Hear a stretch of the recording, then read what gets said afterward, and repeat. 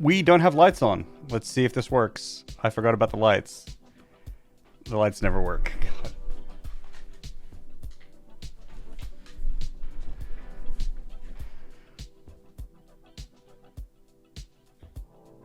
They turned on?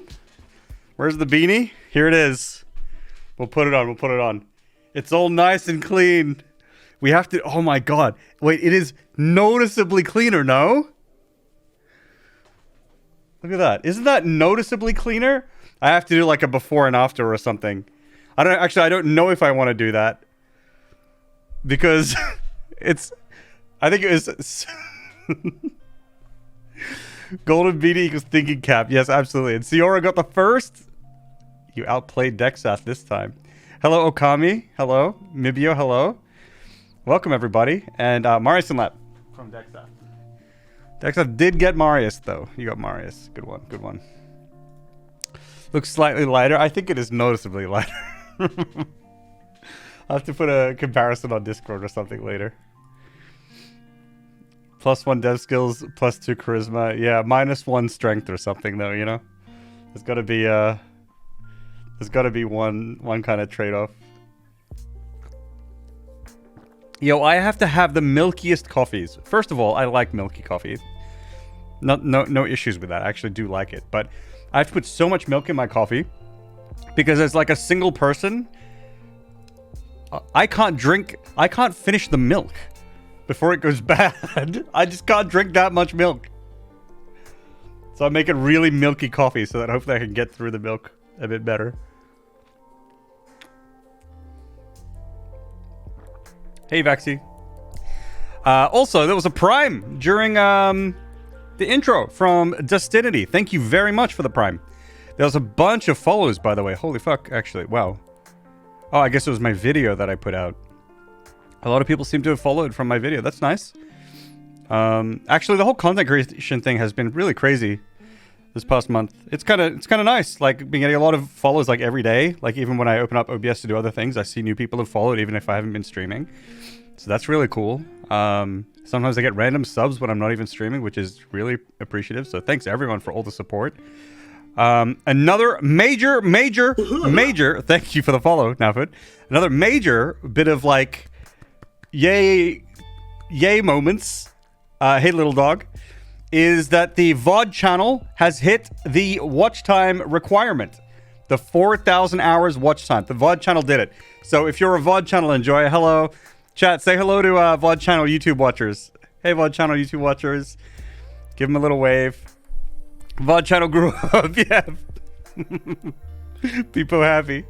So that's really cool. And then I got to apply for the YouTube Partner Program, and that has actually already been accepted. So now I'm in, which is great. So this is going to be good. So thank you everyone who helped by watching the channel, and yeah, cool. Hi VOD, we're proud of you. Yes. When am I doing a stream in Swedish? My Swedish is not good enough for that. I mean, I could do a stream in Swedish for fun. It would just be a dumpster fire, but I mean that's okay.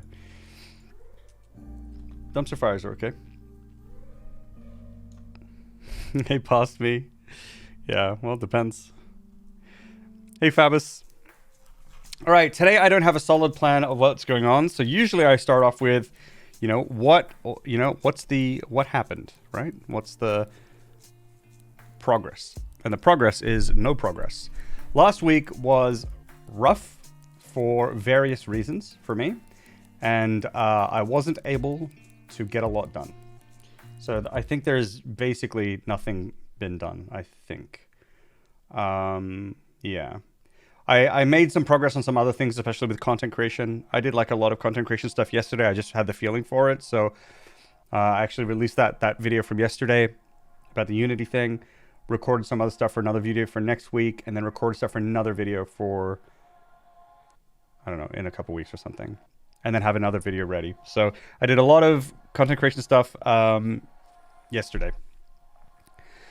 But yeah. Multi-language stream go. I don't know if multi-language would be fun, right? Because like not a lot of people understand it. I think it could be fun though. Sometimes I think about Because I've watched people who do streams where they're like learning English and they learn English with their chat, you know, like they stream, their English is like not perfect. It creates like some fun moments here and there. I really like those kind of streams. And so there's always been part of me that's like, oh, it'd be cool if I just did Swedish streams or like Japanese streams. And like, I'll run into all those kinds of like stupid moments, but that's just part of learning and it'll make good content. But I don't know, that's scary. Every second word is a different language. Jeez, that sounds rough. This doesn't look right. You should be in line. You should also be in line, and I don't know why you're not. So I can't remember. Where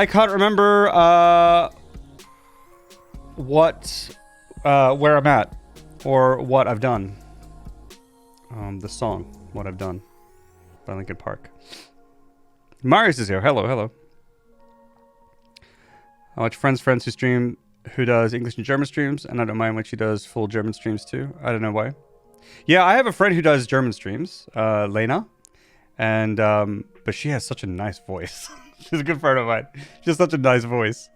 So even though I don't know what's going on, she speaks English as well. Of course she can, but her streams are in German, and it's just kind of relaxing. Never in time to claim Marius and I mean, but you're the OG Marius. You don't need to do that shit. You're the OG Marius. Also, it's an earlier stream today. On Tuesdays, I'll start at 12 now. At least for the moment. But I have a friend of mine named Jamon Demon. I'll do a little shout out to him. Does that work? Shout out? Jamon Demon. This guy. Does streams in Japanese and English. And I've met him before. We've spoken quite a lot over the years. He's a really cool guy. I really like him. Beneath me, frankly, yeah, true. Any chance you can link the German streamer? Yes. We can do a shout out to Lena as well. Lena live. Bam. Oh, I gotta wait 1 minute 38. Ciora, let me know in 1 minute 38 and I'll do it. Okay. Fuck, yeah, exactly. That stream with her, that was really fun. Actually, let's grab that video just in case you're interested. It is a really good video. This was like one of my most viewed videos before my channel blew up a little bit after leaving Coffee Stain. Yeah, here. Any German speakers, you may actually enjoy that video. Any German speakers are here. Okay, so what is the state of the game? I don't even know. Last week was crazy. But I did get some stuff done anyway, which is nice. So even though I didn't, get a lot done, I'm proud of what I accomplished, all things considered. So that's okay. What's the game look like? We can move up and down, ramps. Oh yeah, we fixed their movement now. So when they reach their nodes, like their points, the in between ones, they don't have that one frame stall anymore. They kind of just keep moving. So that's pretty nice. Obviously, they're transitioning from different heights. So that's good. I think the waypoint system... the waypoint system could be better. The workflow of it could be better. So I don't know if this is going to be today, and I'm just going to make notes. Improve workflow of waypoint system. NPC waypoint system.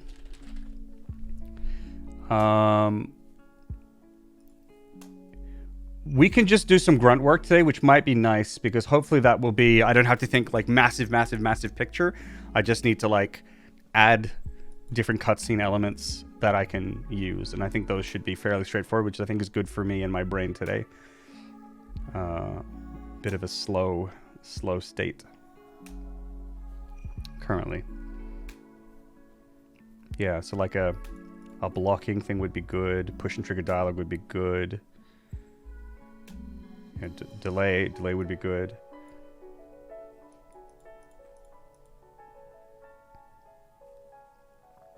think that could be good. What else could we maybe work on? Well, maybe we just start with that. Let's just get going. Let's see, maybe timer for shout out. Shout out. Okay, cool. Shout out Elena live. There she is. She's my mom. If you watch her, tell her, say your son sent. Say that her son sent you. Just say that. She'll know what you mean. Have you forgotten every German word you learned after that? No, I remember Essen is food.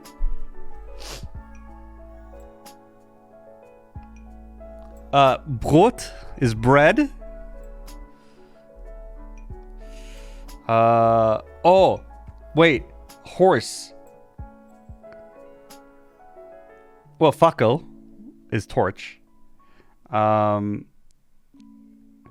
was horse? So far, so good.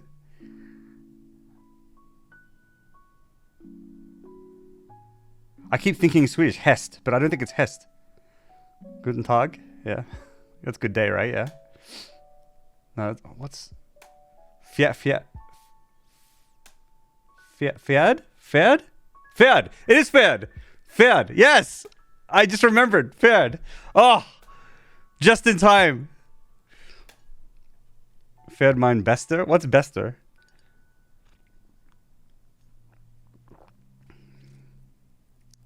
Tag is evening? Oh, okay. Tag is evening? Okay. How early in the dev process do you start thinking about accessibility design and testing? I've already started thinking of accessibility. So one element is controller support. I wanted controller support for many reasons, but one is also accessibility reasons. I've already begun factoring in... if we can... I gotta get rid of one of these here.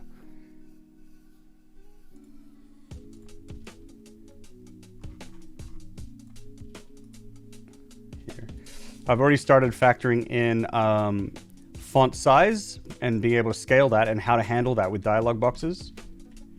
Okay, so if I talk to this thing, you can see here, I can scale this, right? So ideally, the dialog will never require scaling, but if people want to do font scaling, for example, then I can't infinitely scale the dialog box. So this whole like scroll bar thing is one sort of catch-all for that solution. So that's one thing that I've been thinking about. And then of course localization is an accessibility feature too. I don't know if a lot of people consider it to be, but I consider it to be an accessibility feature. And so I put a bunch of work into creating a decent localization workflow up front that works well with my dialog system. Is preferred. Localization is indeed accessibility. Yes, it is. Best preferred. Okay, so Pferd is best. Mein bester is what is the best word for horse? Is that the thing? Jamorian. Yep, there you are, Jamorian. How you doing, buddy? Yeah. So I have been thinking about that stuff. Now it's always like there's always more you can do, etc., etc. So like I'll just need to speak to folks, see what else I can consider. But for the moment, the things that I've been focusing on is language and font size. Those are my two big things, and having control support. I anticipate there being mini games in my game. And one thing about those mini games that I also keep in the back of my mind is when I design them, I want to think about, well, like what sort of accessibility needs can I also take into consideration when I do design them, such that like those mini games are good, fun, and complete. Even when taking accessibility into account. So we'll sort of see. I keep it in mind. I keep it in mind as I go to the best of my ability. And yeah. Yep. Text rendering is hard. Is built in Godot. Right to left. Yes, text rendering is built in. There's a whole font system which I have not explored deeply yet, which I need to if I want to look into scaling fonts or having fonts that actually have letters for different languages and things like Japanese or Arabic or something like that. Godot does have built-in right to left support, which is actually wild. I've actually, let's see if I can peek at it real quick. I haven't looked into it extensively, but it apparently just works from my understanding. So if we open up like a dialogue scene, utilities UI, dialogue message. here. There's this here. How do I turn right to left on?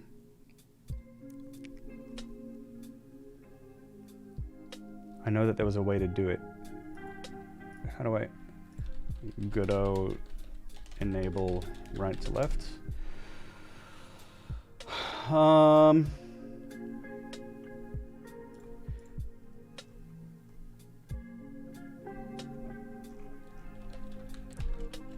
I'm curious about this, so I want to do it. Yeah, so it says... Okay, let me just grab this.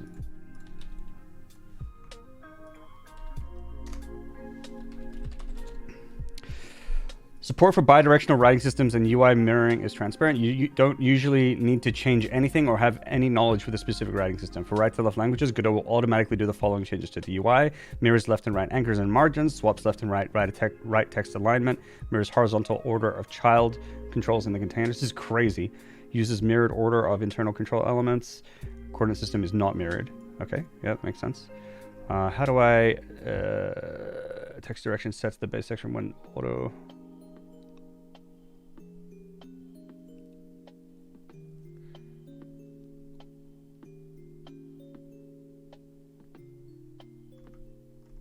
Yeah, I'm not entirely sure. There was probably something there, but like... I don't know how to like easily just turn it on. Maybe it's one of these things. But yeah, it seems to do it. Like I've done it before and it just switches everything around. Like I did it with this once before and the Frank thing moves over here, the profile picture moves and everything. Yeah, it's pretty cool.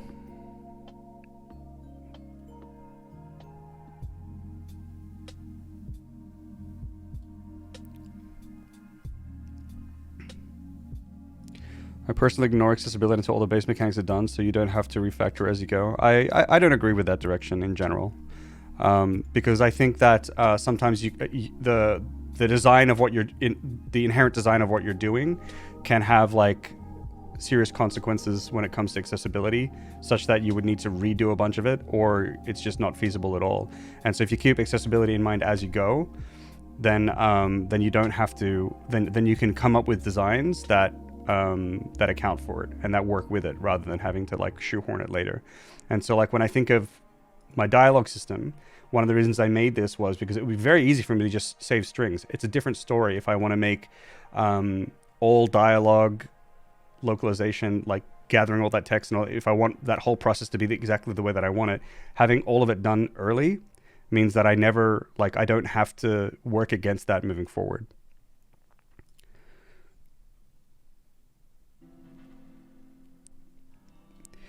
Like it could be that you have to refactor as you go if like your assumptions that you made about the system don't work, and that's possible in my case. But I think that's still better than not worrying about it until at the end when everything is done, and then you fix it and then you put it in. That sounds tough. When talking about localization, are you considering translation by a community using software like Togi? Currently, I'm not thinking about who will translate it.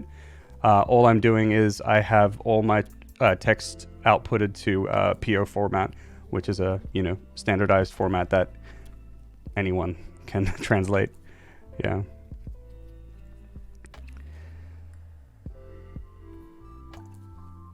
Lucas Pope did a postmortem on localization of Obra Dinn. I'm gonna check that out. Obra Dinn localization.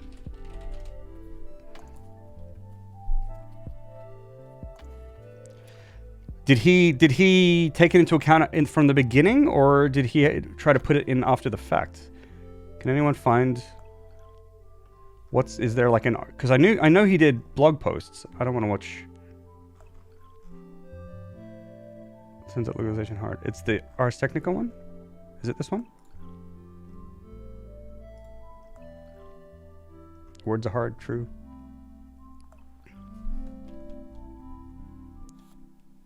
Oh, he worked on Uncharted 2? Wild. Obra Dinn was so good, by the way.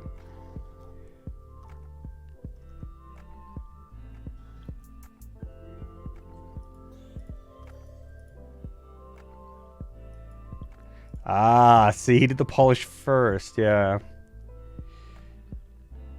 But Yeah, but oh geez, no, I mean, his game though, like that's his game. It's not just text. Like everything has to be so perfect in every language, or else this whole thing falls apart. Man. Input system verbs and subjects. Yeah, yeah, yeah. That sounds. This is a whole other level. This is a whole other level.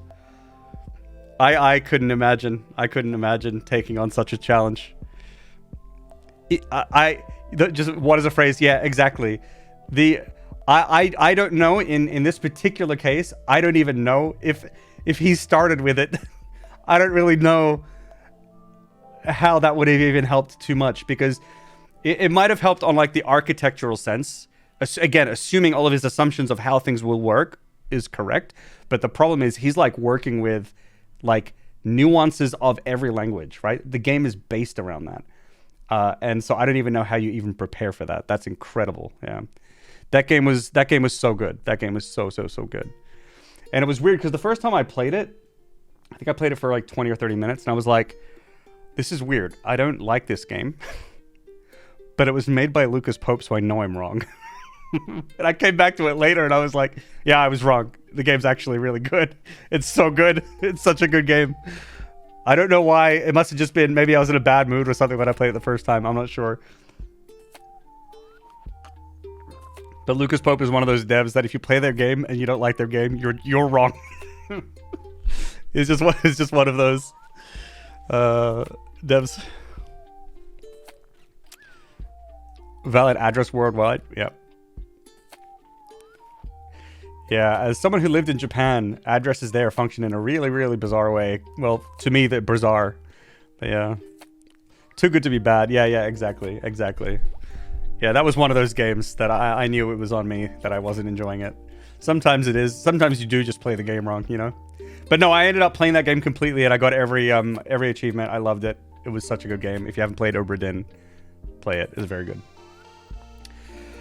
All right, let's actually do some work. It's been fun chatting, though. But I do actually want to do some work. Okay, so... Right, okay, so I have this cutscene. Okay, it's all coming back to me. I remember where we left off. I had this cutscene on a debug key to make chat over here. This is chat. Run to the corner here. There, and then walk back. So that's my cutscene action. You know, move to a location, which is this spot here. I know that on stream, it was moving up here for some reason. I couldn't figure out why. After stream, I realized why. And it was something to do with, I was taking the position of the queue container, which is up here, right? And not the queue itself. This queue is here. And that was all it was. And I think that's all the work I've done since last dev stream, unfortunately. So, okay. Move 2 seems to work pretty good. That's nice. This is my test scene here. Override behavior. I still don't like this override behavior situation. But this is something I don't think I want to fix right now, and it's something that I may have to fix later. This basically stops the NPC from their basic behavior. And, you know, I've been thinking about this. There's a couple ways that I might want to do this. I could just have something that if a cutscene is playing, all NPCs stop doing their current behavior. But that's not necessarily really good, because what if, like, I start a cutscene with 2 people and there's 3 people on this other people on the screen just walking around doing their thing, and they all kind of just stop together as, you know, like, as a cutscene starts. That's like some like weird Matrix level shit, you know, where everyone just turns and looks at you, you know? That's going to be really creepy. So I think it is better to turn off the behavior of the people that are just involved and let everyone else do their thing. That could have some knock-on effects later where random characters are like strolling into your scene when they shouldn't be. But maybe I could tackle that if that ever becomes an issue. Starfield? Oh, is that what happens? Okay, weird. Hey, J Reddick. By the way, the progress you're making is very nice. Can't always be there. It's impressive. Thank you. Okay, thank you very much. I appreciate that. Actually, yesterday I recorded a video. Spoilers. I recorded a video that outlined all the stuff that we've done so far in the past. Well, it was the first like month and a half or so, right? And so hopefully we'll get that video next week. We'll see. That's the plan. And there was a lot of stuff there. It was really nice making that video because it was motivating for me. I was like, wow, I actually did a lot of things.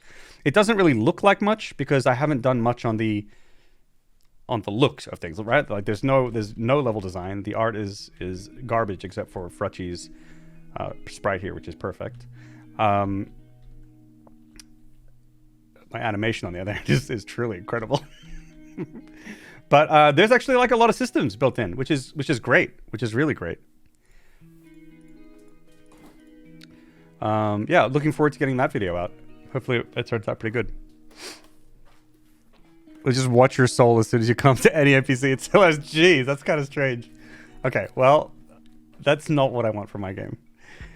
Okay, cutscene action. Let's make another one. Copy, paste.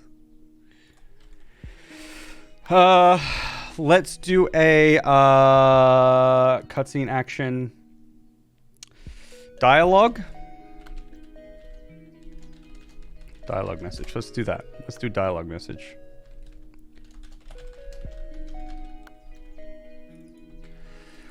In this case, we will want to do a PG dialogue container.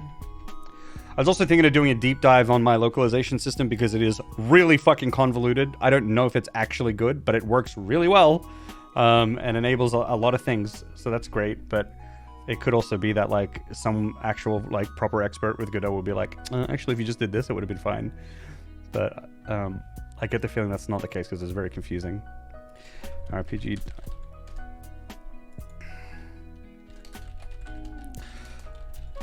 All right, I need to make a fucking decision. Okay, that's it. That's it. Private variables get this. They're getting this. They're not going to be lowercase. Lowercase will be local variables.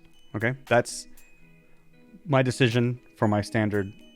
See here, local variable. This is how it's going to be.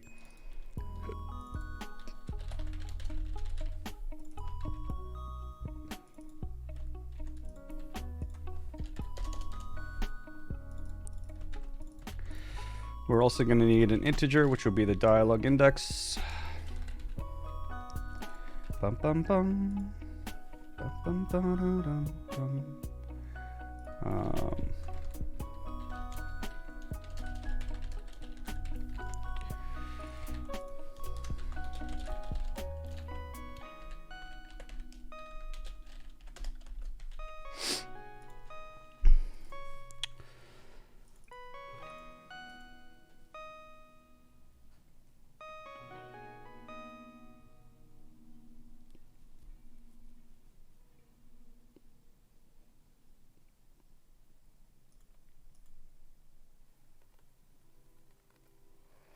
Okay.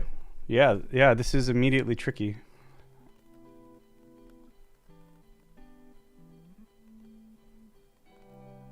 Wait, how does this... how does this system work again? It's been too long. I spent too long away from this. Cutscene for running. The current state is running. How does the state get set to running? Start cutscene. Cool. Okay, cool. Run. Okay, so in this case, I run everything.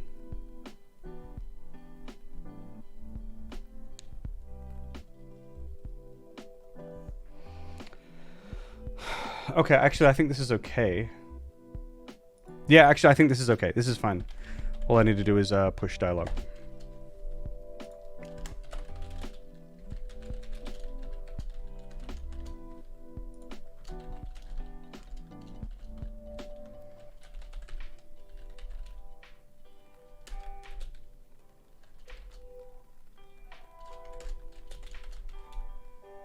This is right.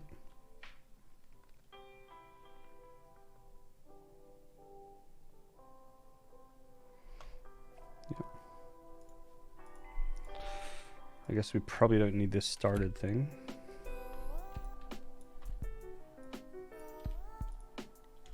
Because here I should just be able to return true.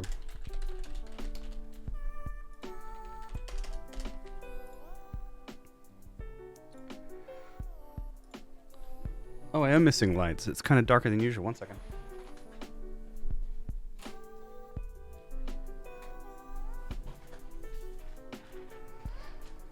So your game will be better than Starfield? No. No. It won't be better than Starfield. I don't know. I haven't played Starfield. Maybe it will be. Who knows?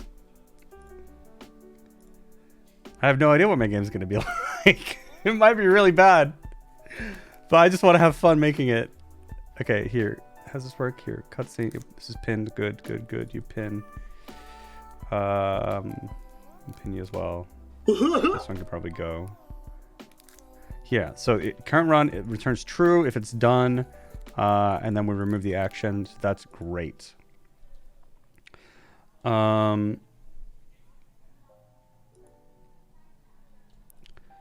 This, I think, is actually done.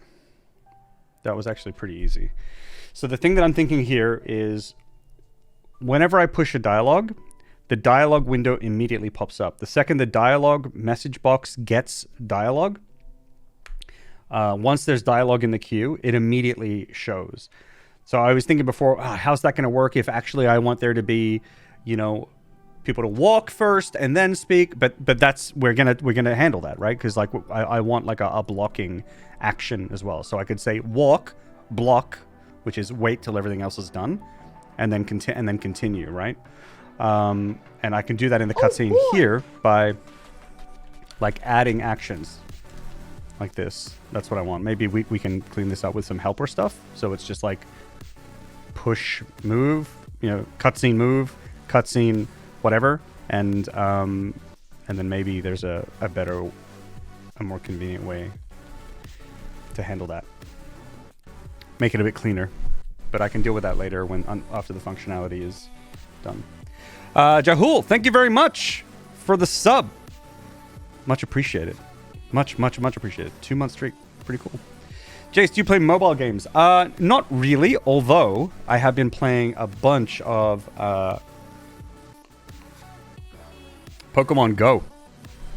Bunch of Pokemon Go. Yeah, I've been doing that. It's been really fun. It's this weird, it's such a weird thing sometimes. Because when I play Pokemon Go, I kind of feel like a weirdo. I feel like I was random 35-year-old walking around, looking at their phone, catching Pokemon. I don't know. I like it. It's kind of fun though. And like, I like to take walks. Sometimes I like to take walks where I'm not playing Pokemon Go.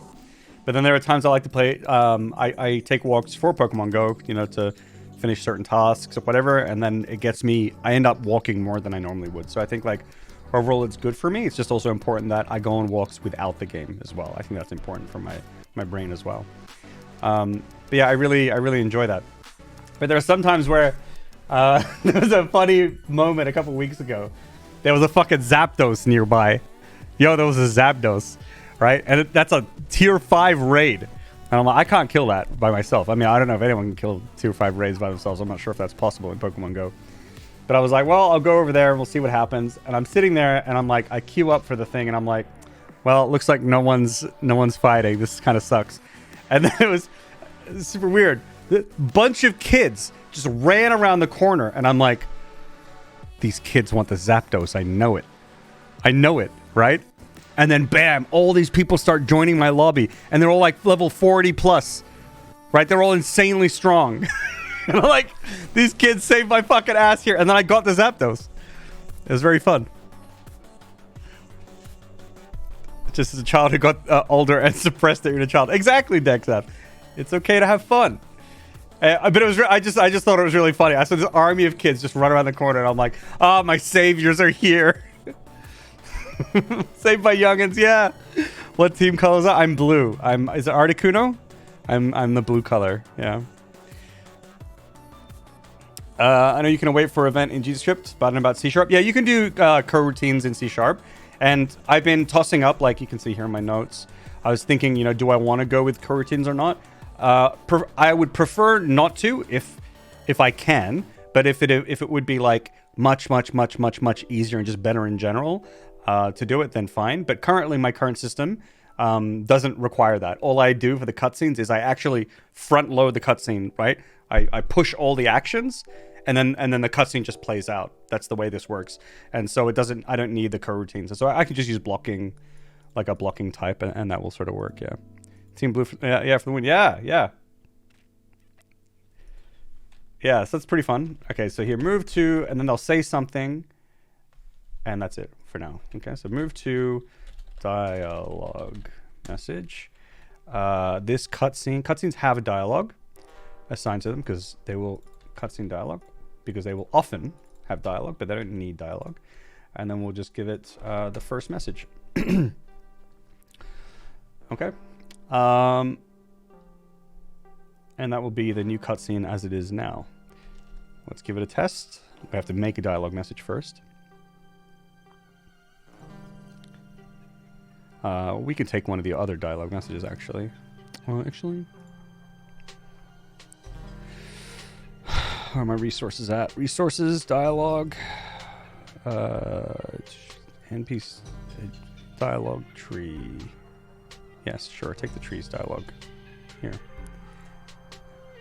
And the first thing they will say is, I'm a tree. It's going to be Jamorian here saying, I'm a tree, I'm a tree, I'm a tree. Okay, so this kid, chat here, should run to the corner. Run here. Say, I'm a tree. And shouldn't move. Shouldn't move. While the dialogue is up. I actually don't know if that will work or not, but we will see. Okay, here goes. Let's go chat. Okay. So, didn't wait. Didn't wait.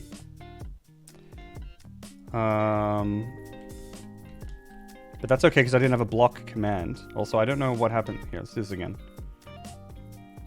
Yeah, it just keeps going. I see. So, we need to make a block system so I can block between these. Do a block here. The other thing is, this dialogue message, actually, maybe this isn't super good. Like, maybe... How do I know when...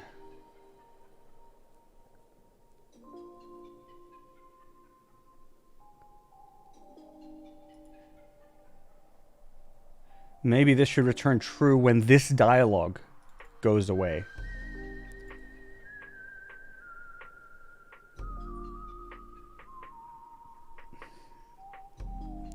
Maybe there's a way I can do that.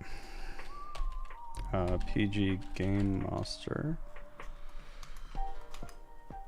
Get Game Master. Dialogue box here.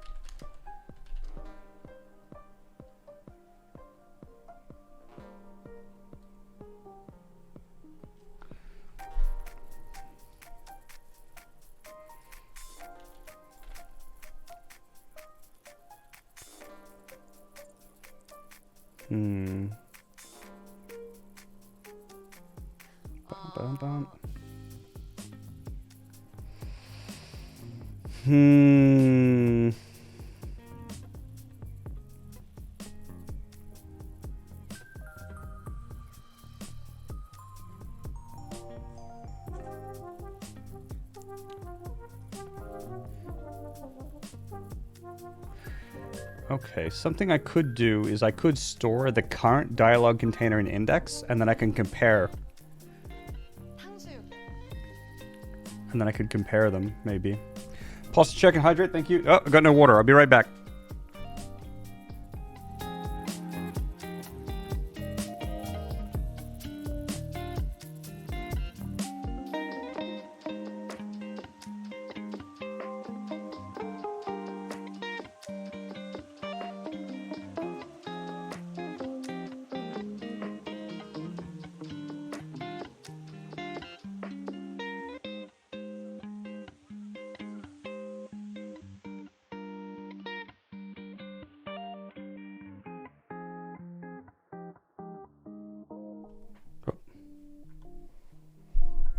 Hydrate.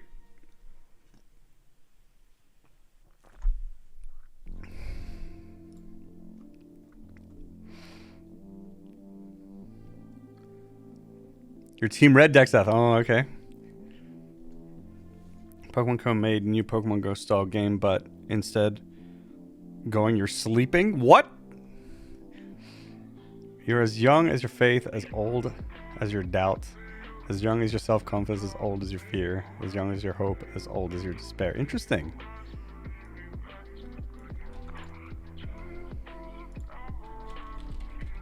Saving quote. Saving quote. Actually might be helpful. Douglas MacArthur.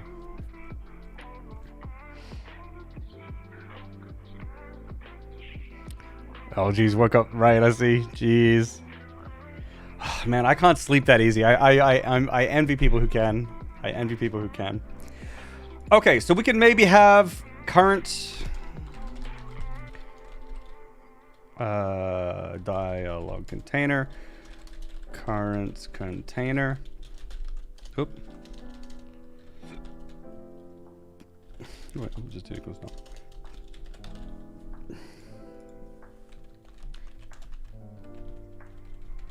Current dialog index.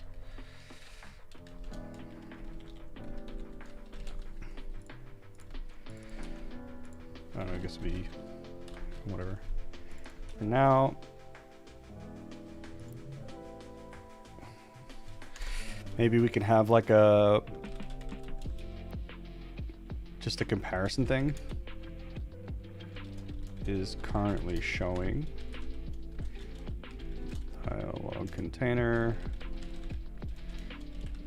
index.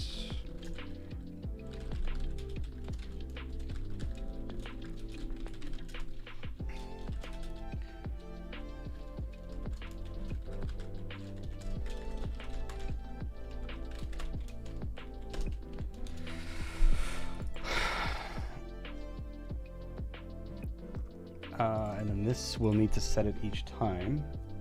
Wait, it's populate, not populate. I want to show. No, yeah, that's right, because this is showing. Populate shows what. Yeah, that's correct. But where does this get called? Progress dialog. Yeah, we could probably put it in here. Current container equals dialog container. Current dialog index equals index.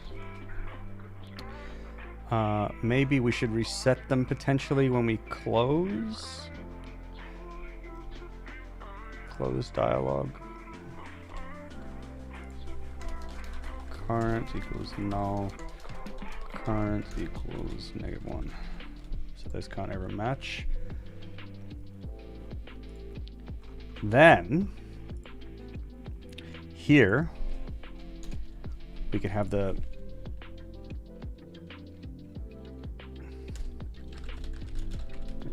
started.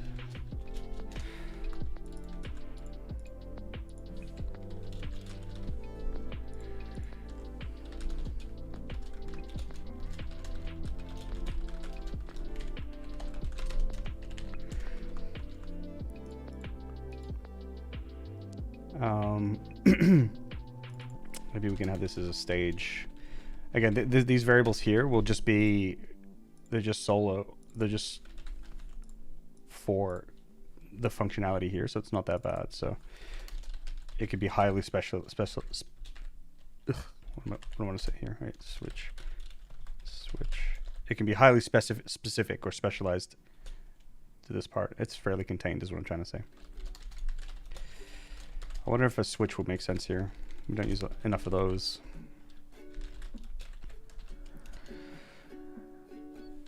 Is this correct? Yeah, that's the correct syntax.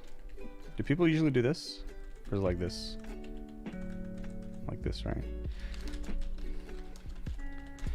Add one to stage, and then in this part, in stage 0, we push dialog. In stage 1, we check to see if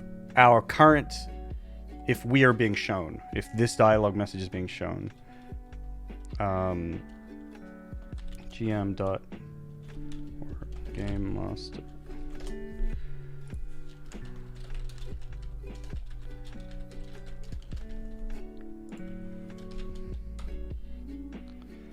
GM dot get dialog message box is currently showing.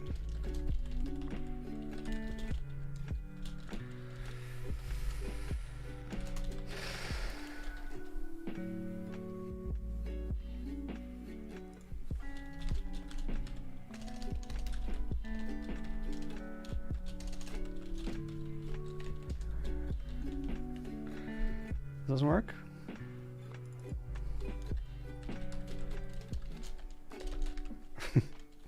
Wait, I was like, I'm confused. I'm confused. Languages are confusing me. Get Game Master. Yeah, but I thought I had this. Okay, whatever.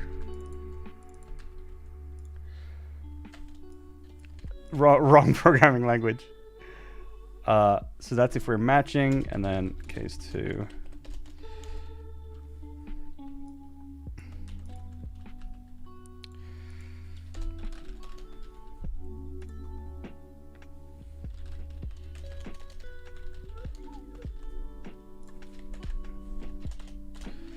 Here we want to say return stage. So go to 3.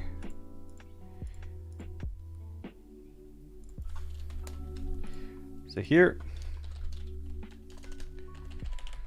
we push the dialogue. Check if this dialogue is being shown. Check if this dialogue is now gone. Gown. Return if the previous steps are done. I wonder if something like this will work. I'm not sure. I guess we'll find out.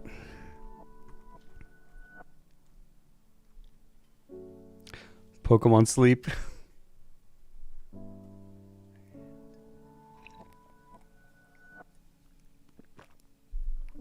Pokemon Go to sleep.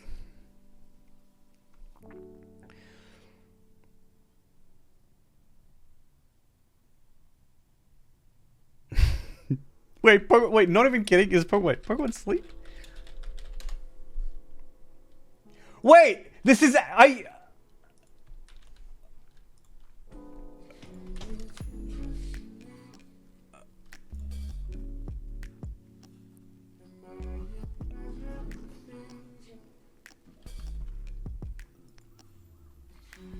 What? Yo, dude.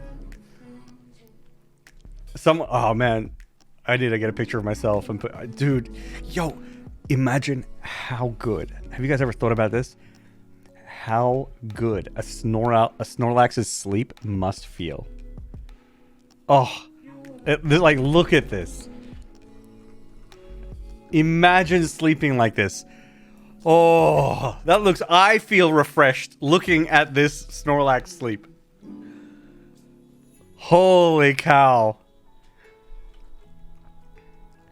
The same old bedtime routine grown tiresome? Now you can turn your sleep into entertainment with Pokemon Sleep. Playing this game is simple. Just place your smartphone by your pillow, then go to sleep. Just like that, waking up in the morning becomes something to look forward to.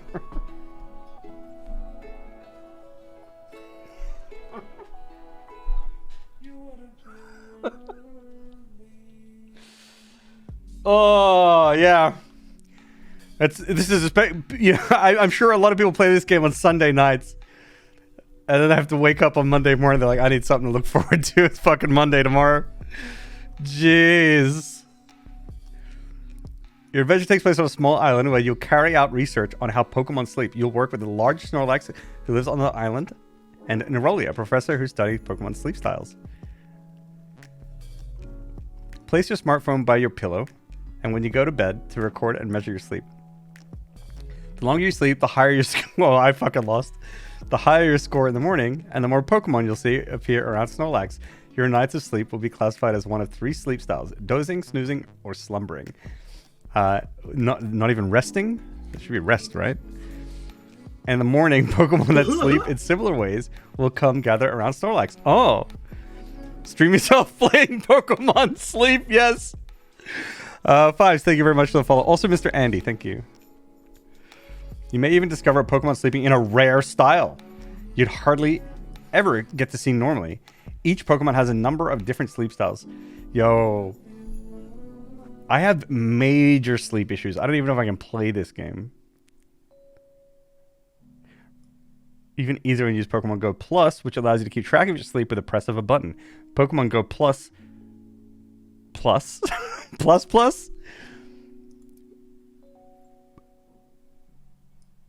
It is Pokemon Go Plus Plus.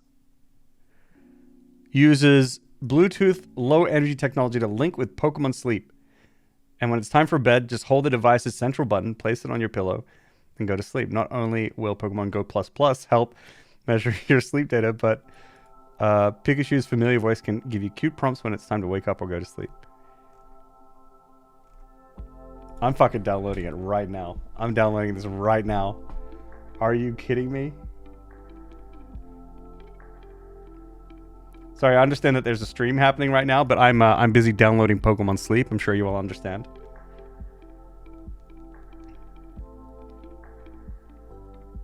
It's here.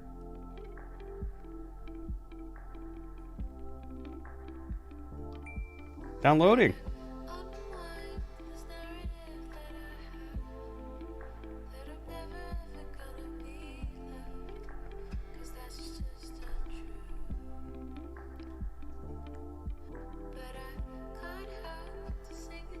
This is a video.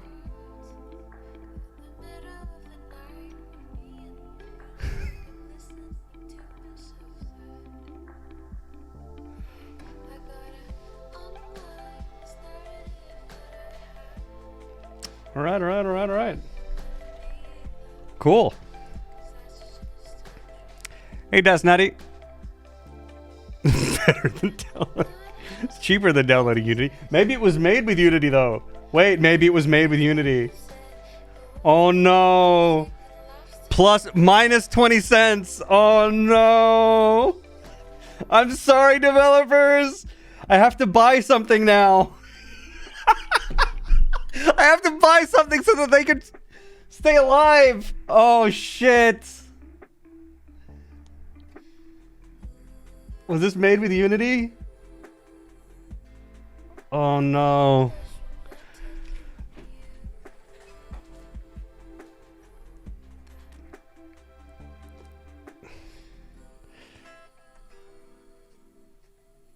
I've been unsure if I'll have to do the red channel. It's the red channel. Jace is something to look forward to tonight. I'll play it tonight. We'll see how it goes. They released a Go Plus Plus. No, it's Pokemon Go Plus in letters. And then plus after. Yeah, Pokemon Go Plus Plus. I guess if it was 2 plus pluses, like Pokemon Go Plus Plus like this, then it would be a programming language or something.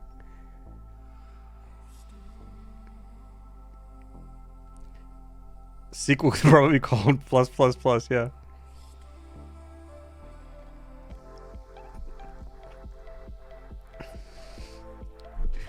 C plus plus go plus plus, yeah. Nice, very cool. All right, let's see. What have I done to my shit?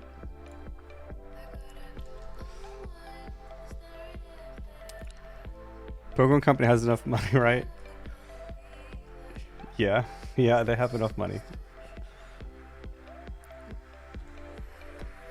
Okay, so let's see here. If I press the button now, I think he's still going to speak right away, but then he should stay there. Staying there. He's staying there. And then when I close this, he's going to start walking. Let's fucking go. Let's fucking go.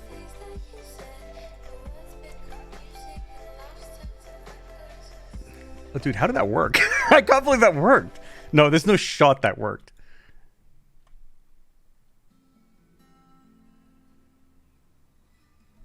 You're a wizard, Jace. I guess I am.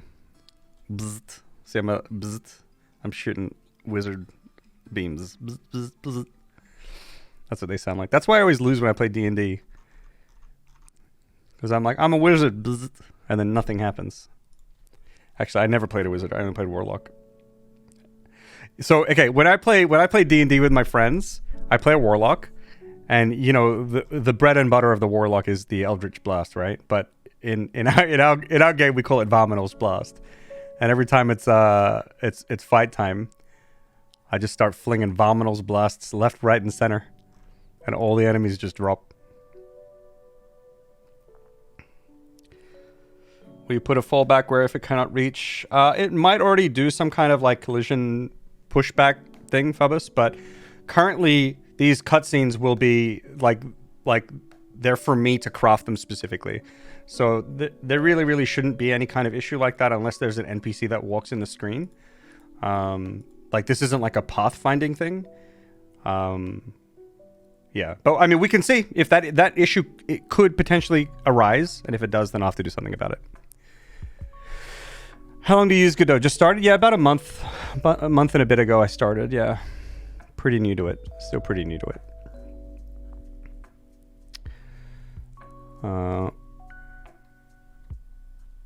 You going the C# way, so I won't be able to be helpful. That's okay. I'm not really looking for too much help anyway. I like to figure most stuff out by myself. But also the C# version is fairly similar to the GD script. Maybe there's some aspects of the language that is a bit different. But there's been a posture check and hydrate from Bob Murphy. Thank you.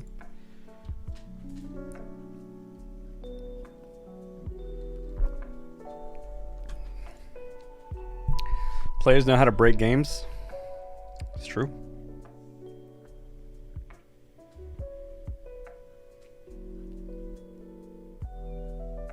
Note this timestamp. Jace is gonna have fun in editing. Oh no, why? I'm making a timestamp now. Just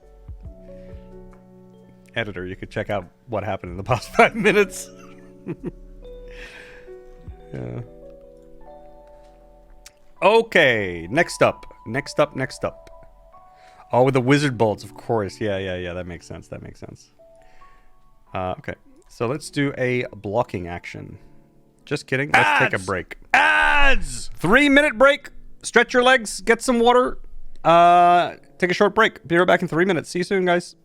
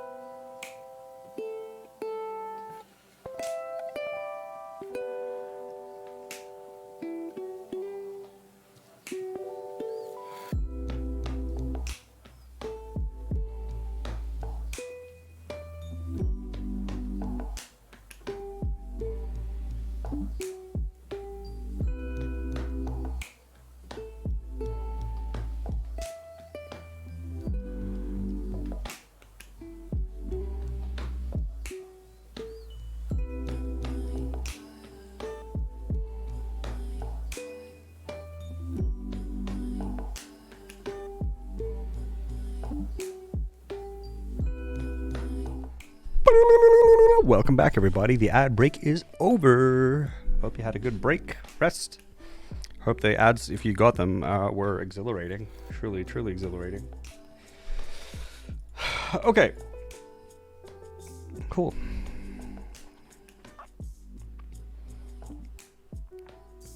Hey, Mr. Editor. How you doing, Rinson?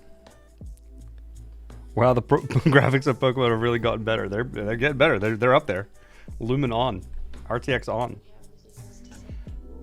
Okay, so let's make a blocking action, cutscene action. Copy, paste. I actually like programming grunt work sometimes. Just little tiny tasks where you don't have to think of the whole bigger picture, the whole like architecture. It's kind of nice.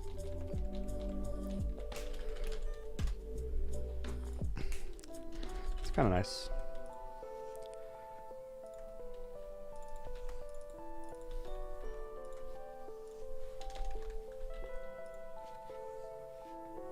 Hey, Jace, just wanted to wish you the best for your project. You are the best community manager I've seen in game dev. Much love and good luck. Wow, thank you very much, Crossel Park, for the kind words and support. And yeah, wow, that's very high praise. Thank you very much. I appreciate it. It helps that I had one of the best communities to manage, and a good team behind me. So, but I appreciate that you you liked my work. Thank you. Okay, so in this case here, if it's a blocking action,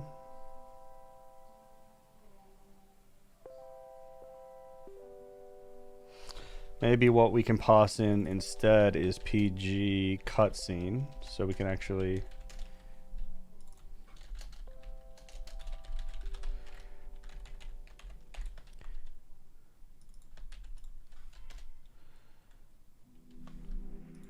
oh, this is actually easy. Nice. If we just pass the cutscene in, we can just return how many things are in the queue for the cutscene. And when that's 0, that's true. Cutscene equals cutscene.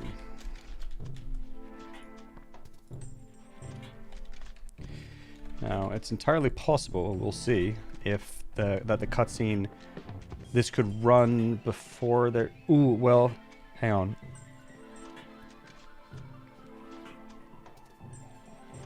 It can't be 0 because I'm in the cutscene queue. This block is in the cutscene queue. So I just need to say if it's equal to 1, but also that that 1 is a block. Maybe I loop through. Oh, go away. Maybe I just loop through the actions.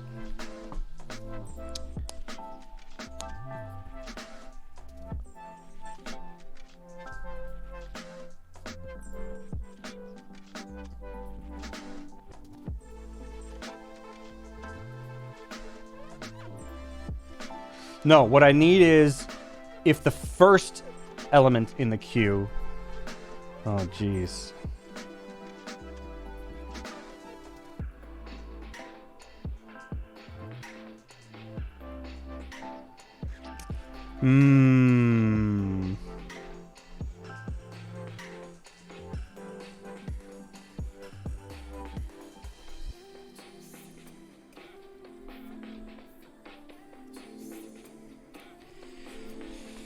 Here I'm running from the back, which is not right. This is not right.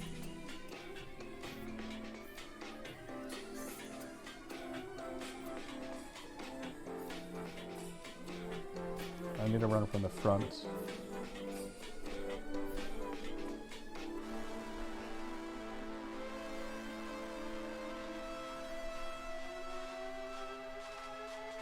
And then when it reaches a block, it stops running. That's what I need to do. So,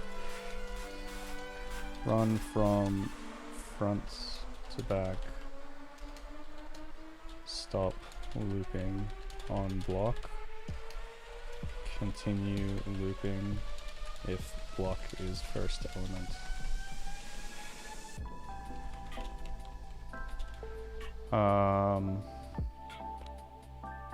Yeah, I think that's what I want to do.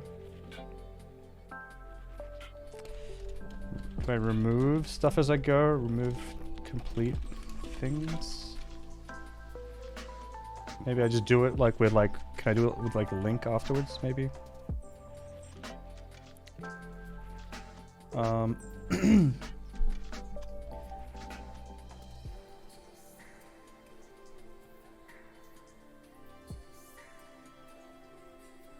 Or I just do it like this.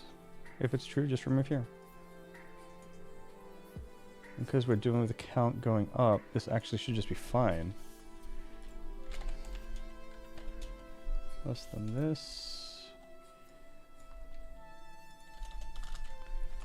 This probably just works.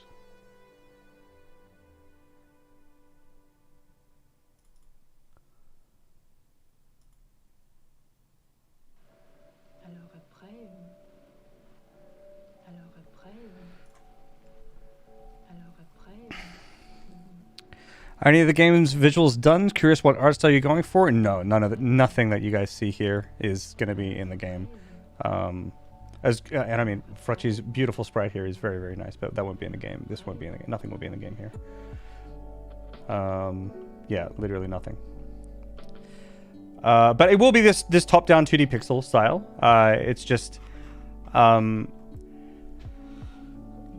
I don't want to think about it because every time I think about it, I have a mild panic attack because I'm not an artist. But I need to somehow, and I think this is going to be a focus of the next month. We're probably going to be doing a lot more art streams. I need to try and establish the color palette and the style, and I need to just start making things and start creating the world, the level design, even if it's not right. I just need to start making those things just so I can get that ball rolling, and so I can start seeing like what things are and aren't right, what things are, you know, what colors do I not like, you know, et cetera, et cetera.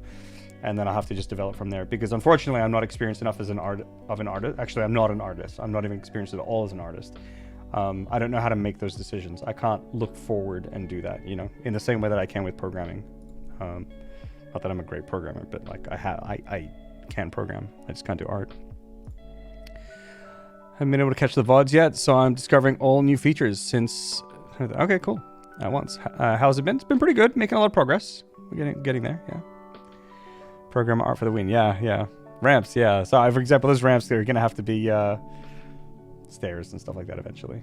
But they work. They work really well. Okay, so... we need some way of seeing if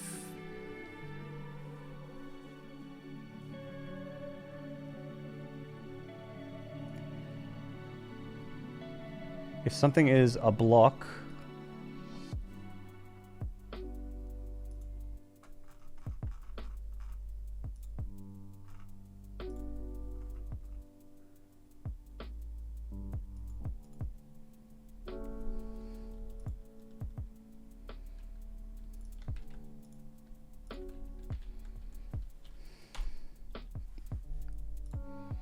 Let's do this part first.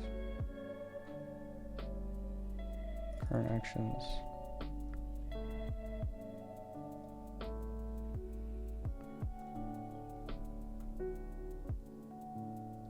Fuck it.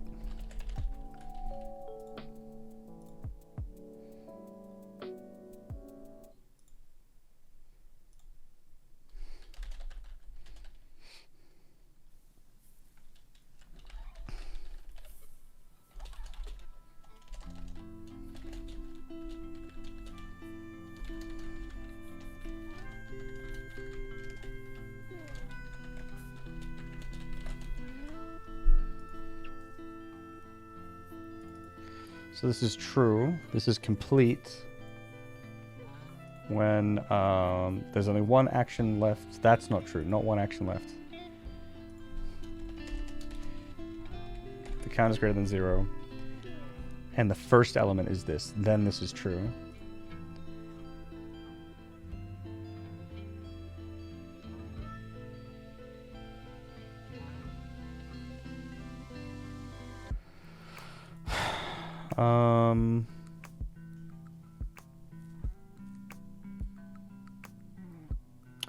Okay, I've got an idea in my head right now. Like, it would be good if I could say if the current action is blocking. Oh, wait! Wait, maybe this actually works. Hang on a second.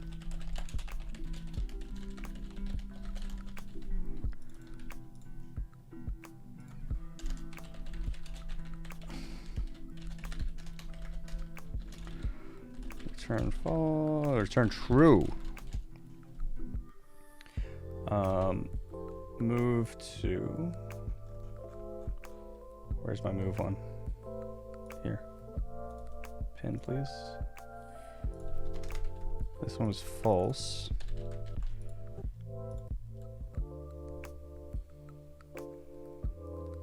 And then I don't even know I need this, but here.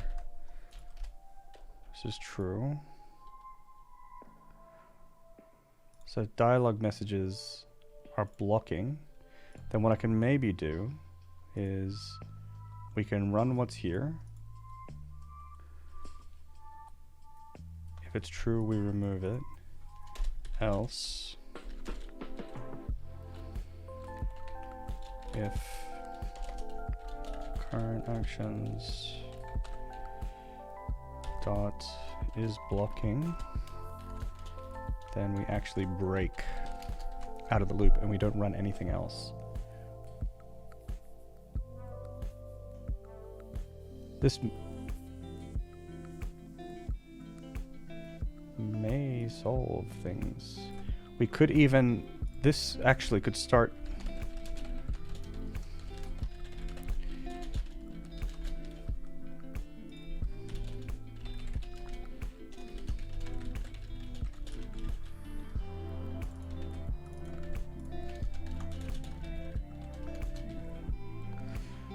We could override that for movement as well, and then I could turn any action into a blocking action very easily with an extra parameter.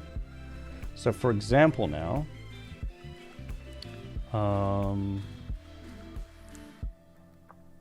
so if we do things as they are now, I think things will behave the same way, but then if I go here and I add, where's the thing that I need to add? Move to, yeah, right. And then if I add like a true here, then it will move first and then show dialogue after. So we'll see how that goes.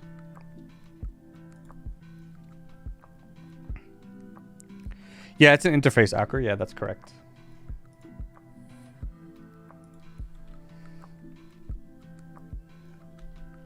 Okay, so now it'll move. Ah, the dialogue came out anyway. Okay, the dialogue came out anyway. Oh yeah, it should have. It should have come out anyway. But now if we do the blocking, here we go. Then we add the blocking.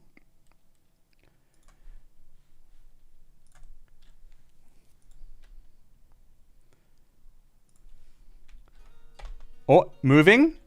Moving, moving. And then dialogue. Oh! Okay, interesting. Interesting. Interesting.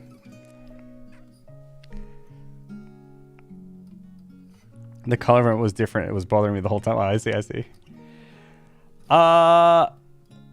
Okay, so let's make this false and let's test the blocking action, because maybe we want a blocking action anyway.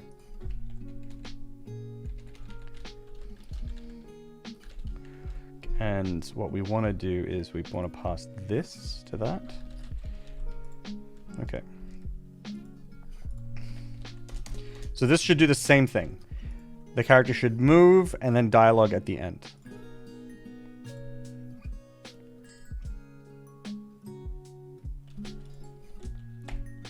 Moving and then dialogue. Not bad. Cool. This is actually really, really, really, really, really nice. Super nice. Super, super, super nice. Better than I thought it would have been. I'm glad that I saw that. That's good. That's really satisfying.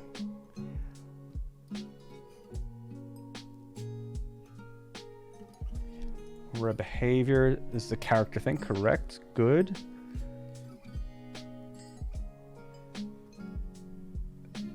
So I could, for example, if I wanted the main character. Do we have the main character in...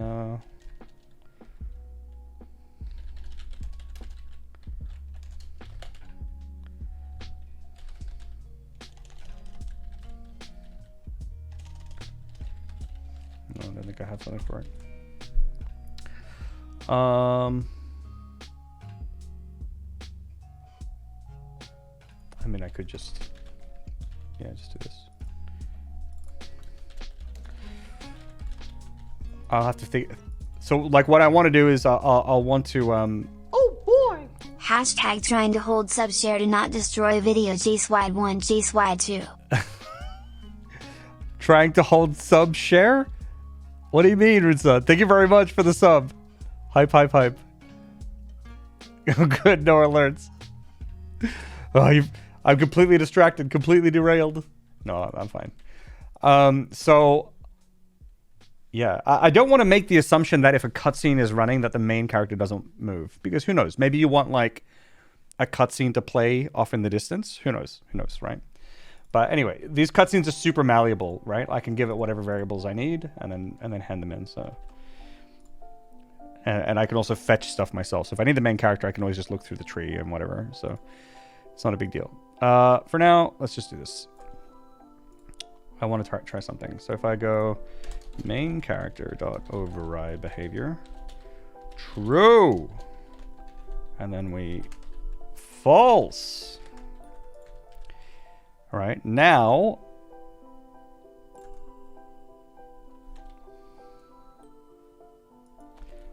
I shouldn't be able to move when I mean, we'll see. I can still move, very good. I can't move when the dialog box pops up though. How do I kill the character's move? So currently there's overridden behavior, this variable. I do this in NPC, but on main character I don't. PG main character. Bum, bum, bum, bum, bum, bum, bum. So if dialogue is not showing and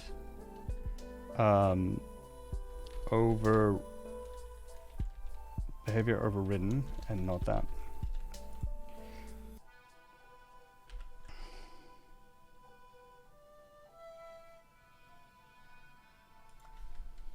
There, now I can't move. The animation's still playing though. Oh no!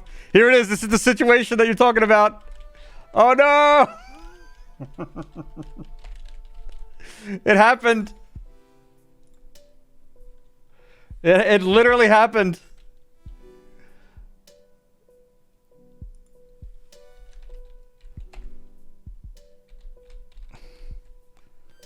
There we are. And I can move again. Nice! Damn!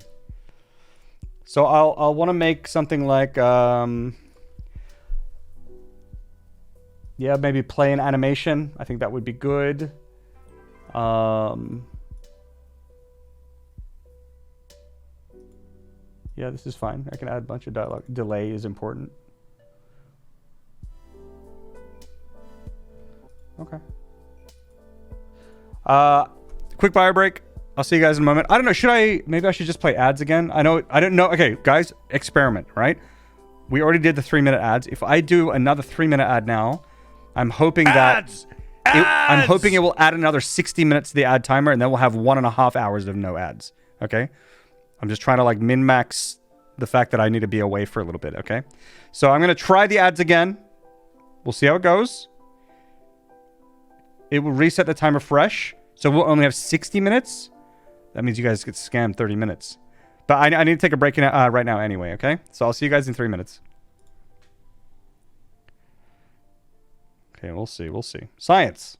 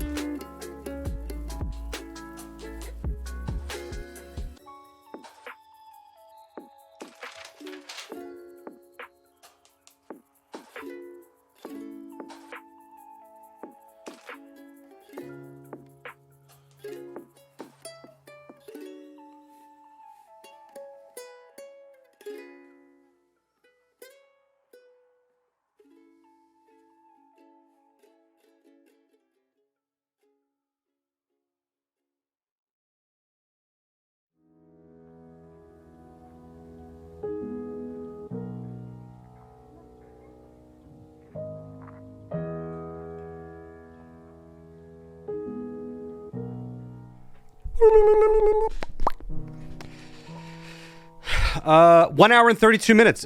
It actually did. We added 60 whole minutes, you guys. So there's no ads for 1.5 hours. That's really cool.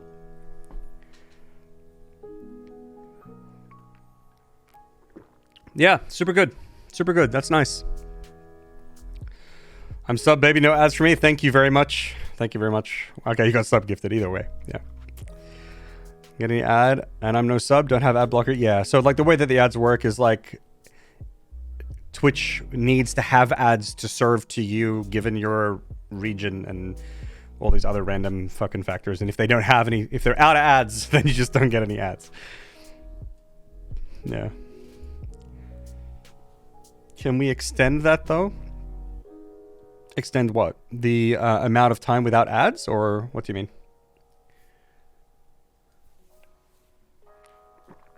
Feels good to be a Godot dev. Yeah, Godot is nice. Godot is nice. Behavior overridden. Maybe we shouldn't be updating animation either. Oh, well, let's not get too much into the weeds of this. You know, because the character keeps like walking, playing that animation. Maybe there are just maybe there's just like a special function I need to make on the main character, just to like, you know, set up for cutscene and that stops certain animations or blah blah blah blah blah. But I don't think I need to worry about that right now. The good thing is this really feels like it's going to work fairly well. Like it feels like these actions are very, very easy to set up. It feels like the how to set up, like this is how I would set up a, you know, a cutscene. I'll just make a series of these.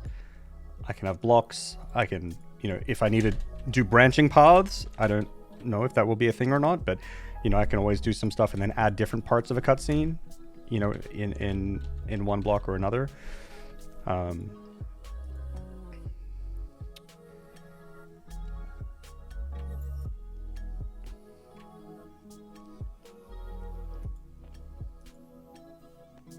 Something that I can anticipate that this doesn't work actually when it comes to branching paths. So if you have multiple choice, and when I think of branching paths, I kind of think in the case of like, do you want to do this? Yes or no, right? But I don't know if those are technically actions or not. I mean, cutscenes or not, but maybe they are. I don't really have a great way to handle that right now. It might have to be this thing where I pass like 4 different actions, and depending on their response from a previous action, it picks the right one. But that, I feel like that's going to get out of hand real quick. So this is actually something that is concerning.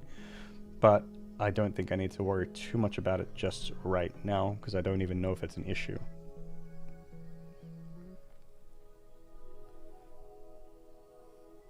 Because like I think those situations would just be like interaction events, basically. Is there a limit if I run it again? I'm not sure. Do we want to try? We've got gamers and game devs in the chat right now, and we're all trying to min-max limits. Do we want to try? The button is there. Apparently I can click it. Do we do it? Press 1 if we run ads again for science. 2 if you don't want it. All right. All right, we're doing ads. We're doing ads. We're doing ads. I click the button.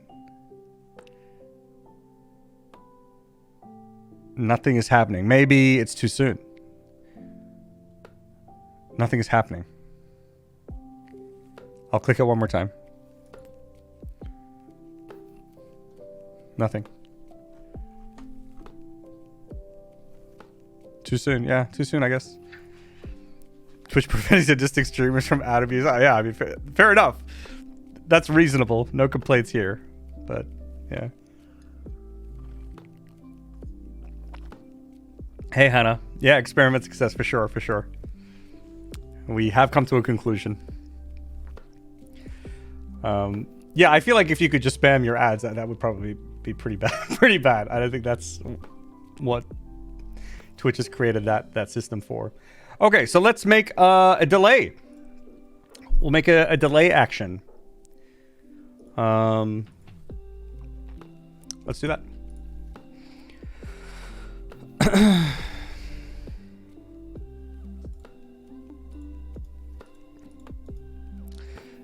How's it going, Cyborg Hannah? Are you plugged into the into the Matrix? Are y'all hooked up?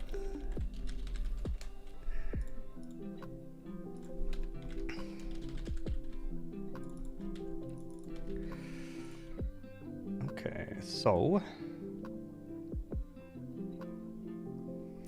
we might actually want for this one.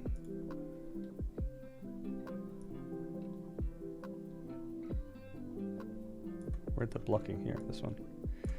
We may actually need to steal from this. Actually.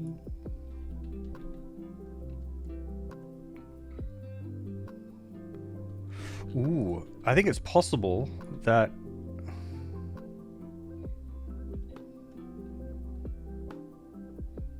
let's just keep this simple.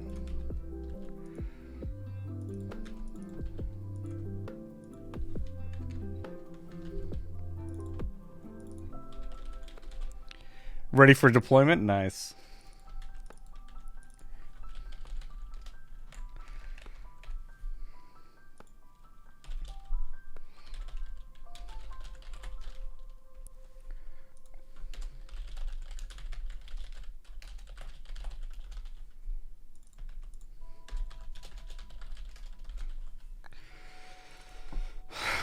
Is blocking.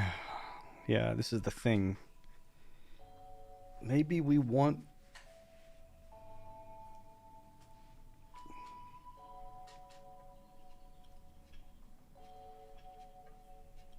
Right? You would want it to block, right? You would want them to block.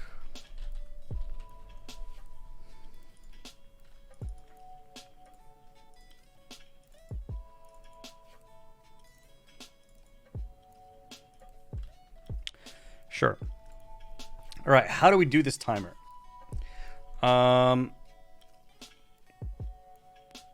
We could pass in delta and add up.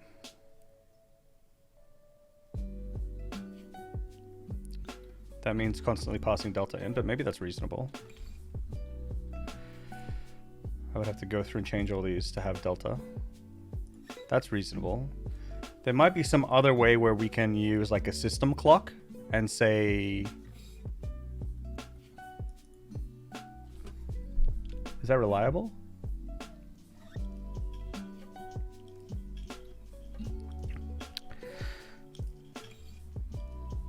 Twitch thinks you're a little sus for wanting more ads. Yeah, exactly. Just fair. Figure out the minimum time between ad blocks so we can get the ads out of the way at the start of the stream and then have more dev without a break. We need all the data, yeah. Yep.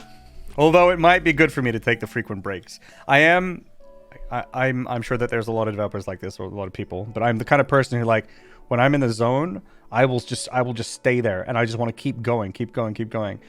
You know, stopping and starting it is really hard for me.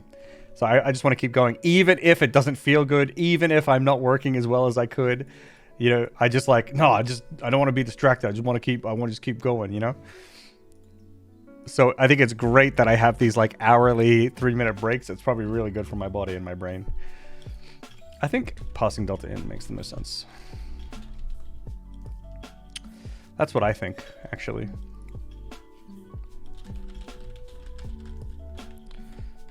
Kind of weird that it's a double, but you know, whatever, it is what it is. Double delta.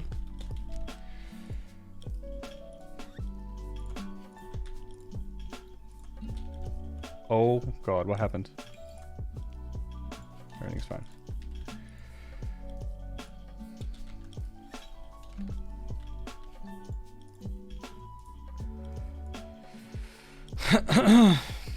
So what I could probably do is...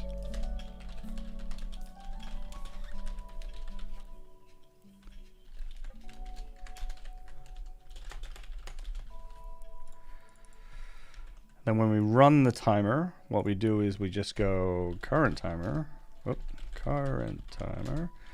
plus equals delta. If current timer is greater than or equal to duration. Where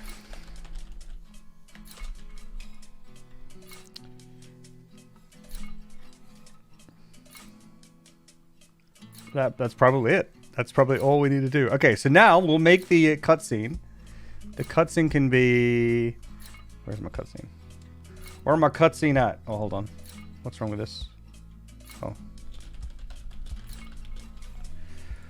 My cutscene. Blocks, and then after it gets there, does like a little delay. And actually, this cutscene is not necessary, so that's kind of nice. And we wait 3 seconds. 3 seconds. Oh no. All right. So they're going to walk to the location, stay there for 3 seconds, and then say something, and then continue their wandering afterwards. Oh boy, Chronix, you have primed at the perfect time. Lend me your strength. With that prime, cutscene. Walk to the location, now. Oh, I didn't wait 3 seconds, no. Damn, the prime wasn't enough. Thank you very much for the prime. Much appreciated, Chronix. Chronix 12, thank you. Okay, well, let's figure out why. Equals that. Current timer is 0 plus. If this is great duration on the run. Was it already running? Maybe it had been running before. How's the cutscene set up right now? No, it shouldn't have, because it should have blocked here. Okay, we'll have to look into it. Posture check and hydrate. Thank you very much, Ilyusha. Much appreciated.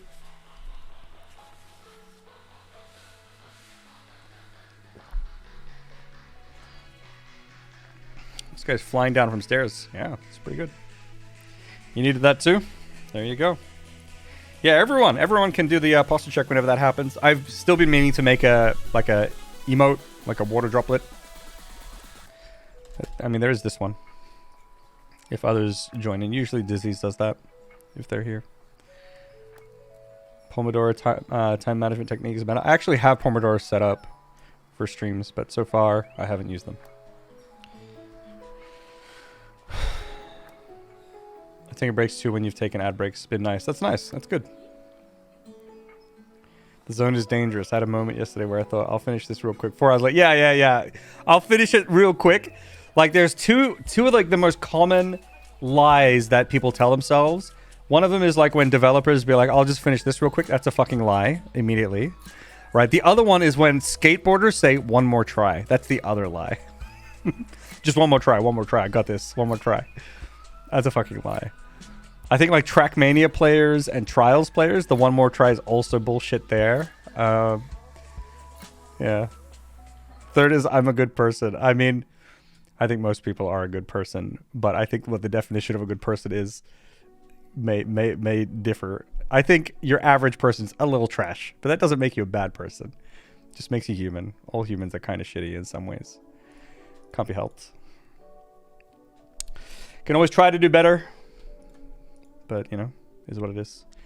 All right, let's just print current timer. And we'll just see what information we're getting from this. Or I'm playing one more quest. One more quest is another big lie, yeah. Yeah, if you play like an MMO or something like that, yeah. For sure.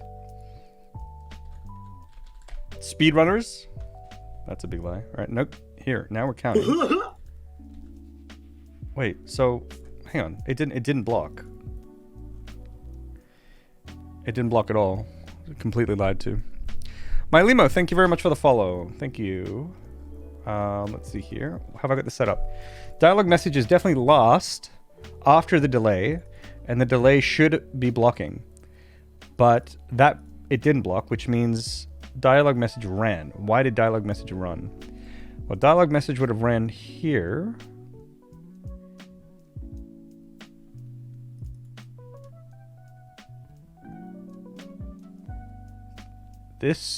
Okay, so this would have been the delay, would have run. Should have returned false. Maybe it didn't. And if it returns false, it would have come down here, checked if is blocking.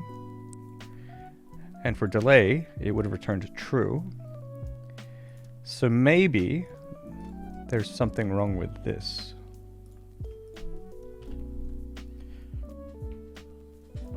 When reading one more chapter, yep. There's another one. People are fucking liars. You're all liars. Okay, here. So here, current timer greater than duration. Duration is 3. Current timer is tiny. So this is obviously false. False. Good. All right, break out of this. So this should now go into the else if. Else if is blocking, and it is. Turn true. Should go into the break, and then go out, right? Which means if we put a breakpoint in dialog message, this really should not have run. Why is it running?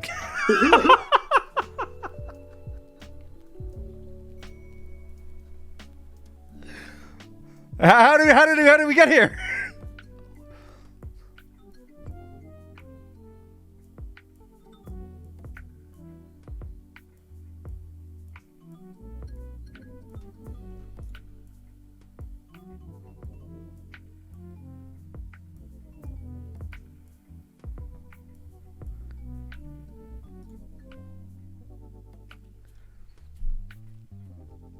This song is called Velvet Garden, by the way. Juice Velvet Garden.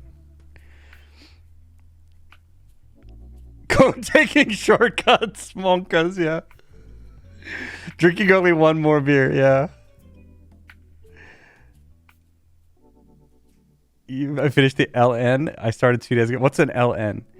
I started 2 days ago, 3 a.m. Hey, at least you got it finished. But yeah, I mean, you shouldn't be working till 3 a.m. Light novel. Okay. Yeah. But I get it. I get it. I get it.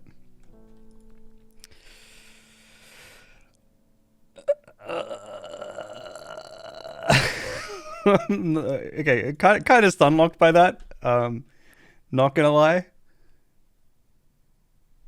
Hey, let me just check this through. Hang on. Dialogue message is lost. Okay, good.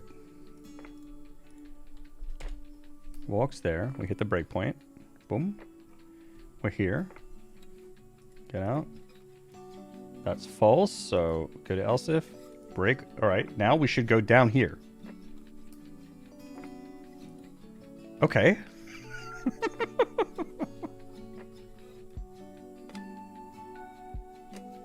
Lock.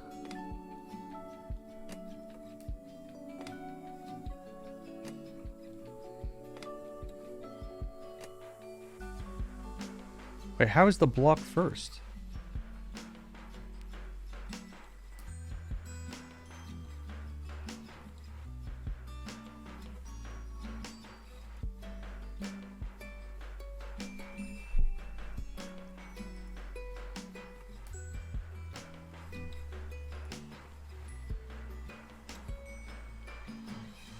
The block shouldn't be there.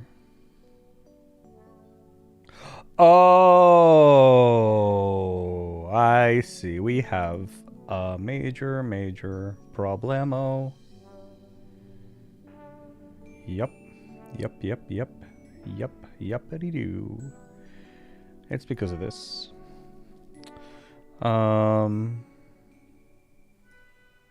Right.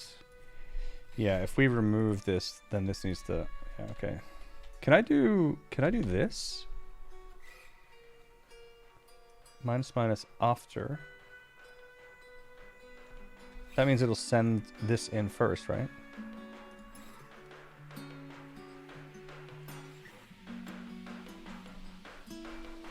저랑 같이 커피 한잔 하실래요? Molly Berry. Yo, Molly, how you doing? How you doing? How's it going? Bam. So this will be like 0, right? And when I step over it, now it'll be 0, -1. And the next time round, now it'll be go to 0, right? Okay, that does actually work. Now we're back at 0.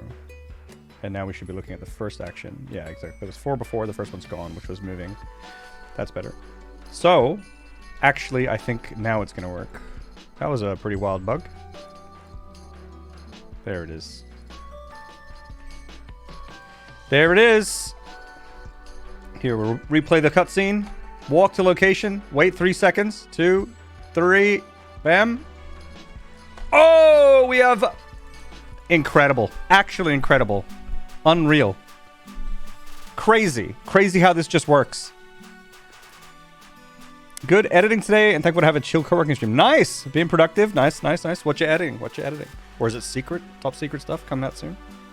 Hype, hype. Yeah, first try, Jamorian. Thank you for gracing us with your presence, Molly. Molly is a dear friend. Really like Molly. Every time I go to TwitchCon, hang out with Molly.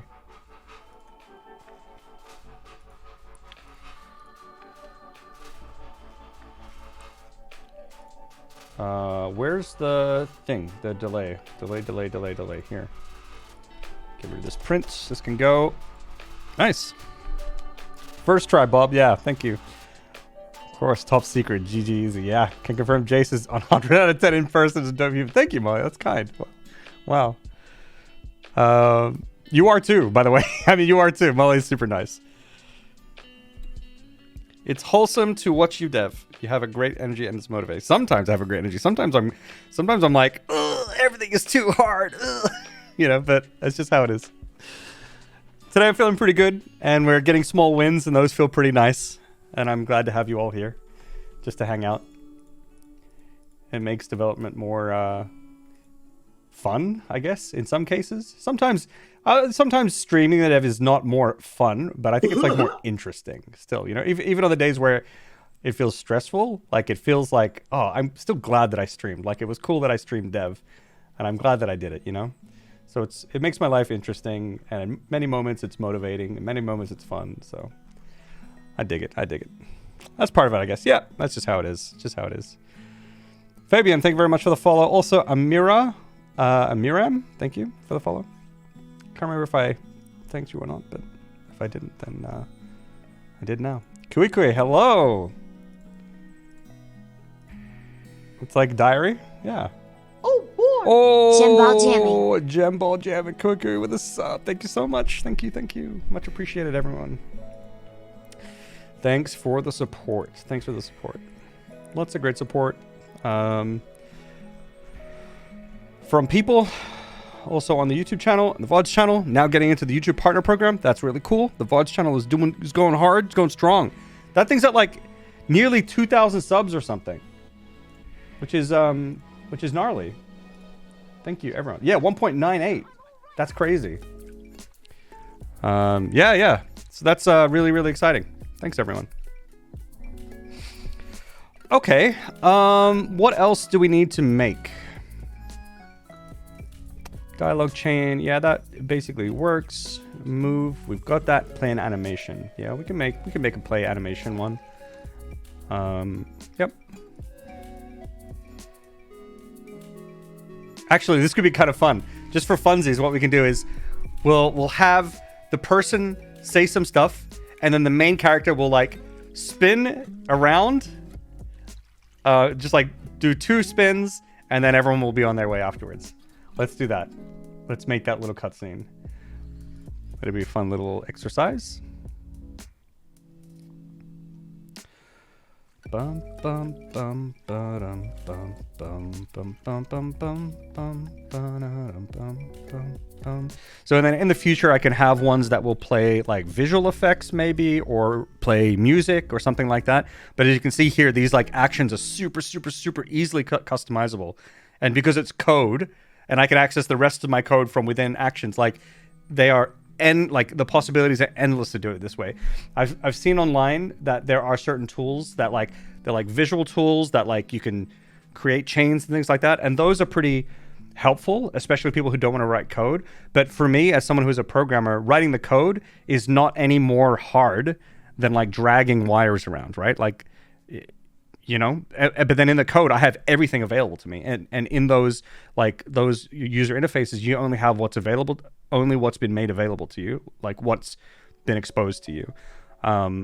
So, those can be extended to expose almost anything, but you have to go through that process. So for me, I think this process actually is going to end up being pretty good and pretty straightforward for me. The only big thing that I'm worried about, the red flag in my head, is how do I handle branching paths at the moment, because I don't think this accounts for that, and I think I'll have to. That is something that is worth solving before I get way too deep into this.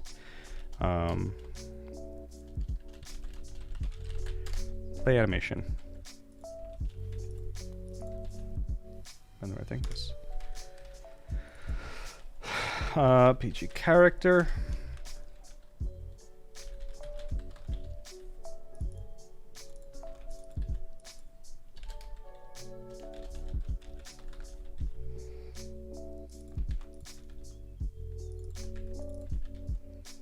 Is blocking. We'll make this false.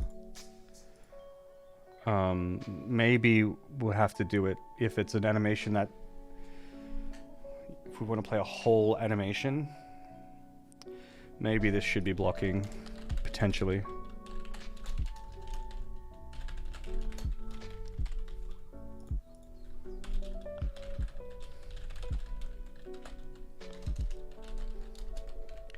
In this particular case, there won't be any blocking because I don't really have meaningful animations that can do that. Or, I mean, I have a walk cycle, I guess I could maybe try and do, but anyway, we'll just do this.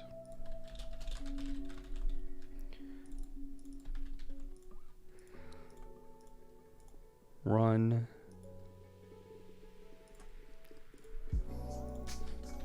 Just return true right away for the moment.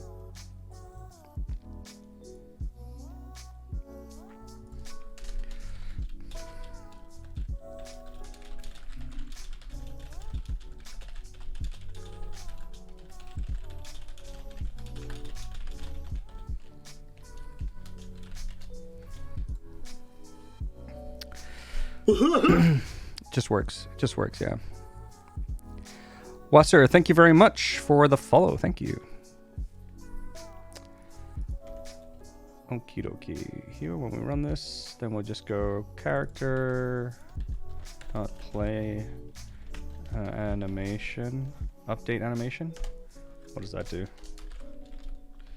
I think this is the wrong thing. Yeah, this is direction stuff. This should probably... Actually...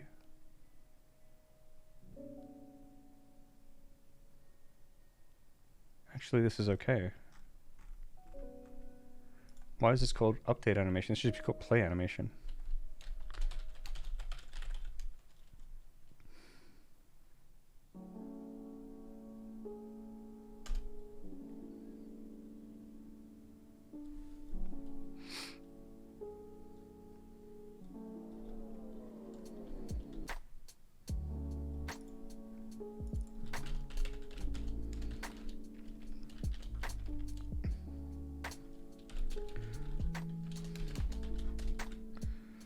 Get direction, get desired sprite direction.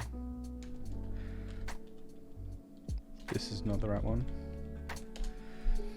How do I get the current direction? Current direction. Never mind.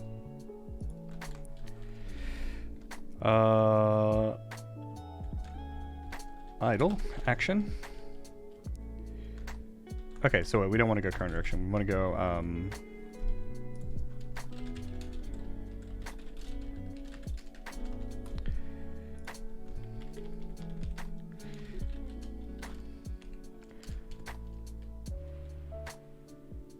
oh. Wait, this is dumb. We need a string, which is action. And EPG sprite, direction.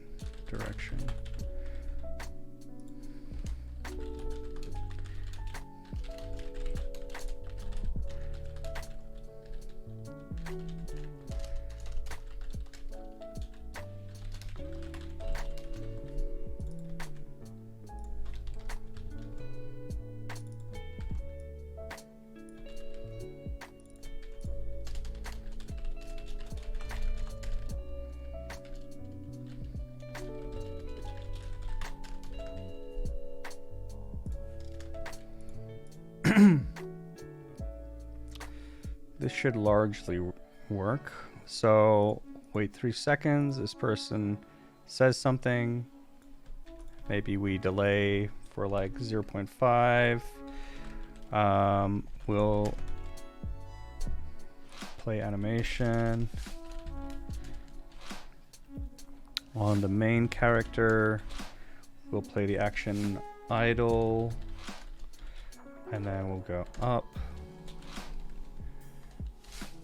like this,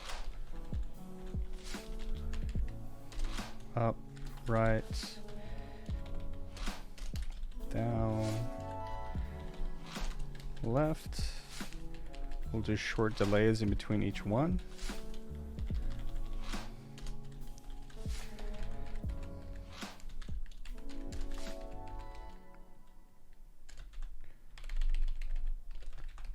Do the spin a second time.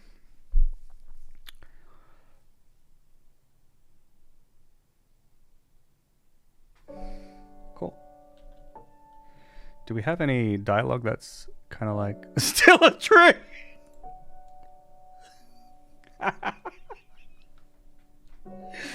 Spins around, still a tree. Sure, whatever. We could do that. And then we'll just like say some text at the end. He does the spin, and then here, current dialogue 1. All right, we have an entire cutscene. This is the first interaction cutscene that this game will ever have, where there are people talking, animations are playing, the story is evolving, someone is a tree, someone else does something else, and the other person is still a tree. Neither of them are actually trees, but this is it. You're about to witness it. Get ready. The first complete cutscene for my video game. Let's fucking go. Here it goes. All right. Cutscene initiate. I'm a tree. I'm a tree. I'm a tree. Still a tree. Hey, there it is! There it is! We did it! The first cutscene of my game! Complete!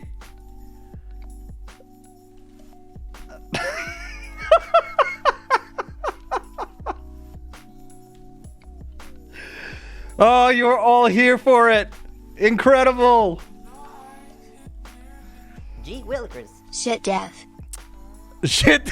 Thank you, Haptic Potato, for 1,000 bits. Thank you so much. Holy cow. Thank you. And I mean, 1,000 bits is great and all, but as you can see, this game is going to be, I'm announcing it now, it's coming out tomorrow, and it will be $84 on sale. So, which I think we can all agree is a steal. Haptic Potato, you're part of the way there already with those bits. I hope you guys are interested in this and excited to do it. One of the reasons it can... I'm not going to make that joke. Never mind. Cheap. Yeah. I'm not making the joke. Anyway. It's very cheap. Very good game. There's chat running around. It's okay for all the new features, I guess. Yeah. How many DLCs? I'll announce that later. I'm going to install this game like 200 times. Can we summon Hannah? Please. Wait, she was here earlier. She was literally here earlier. I don't know if she's still here or not. Hannah. Molly wants your opinion on this tree, I guess. If you're here.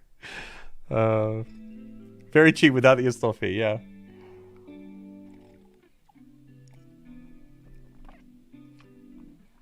Yeah, Haptic Potato helps me out. They've got all the information. You have to pay $99.99 to join the mailing list, yeah. Find about the chance to buy the DLC. Yeah, you buy a raffle. And if you get lucky, you get the DLC, which I think is a pretty good deal, honestly. Yep. Pretty good tree view, yeah. It's pretty good. This mess here when you hover over it. Wait, that blue... The blue box, I think, is not scaled correctly. Why? Oh, we have to investigate. We have to investigate.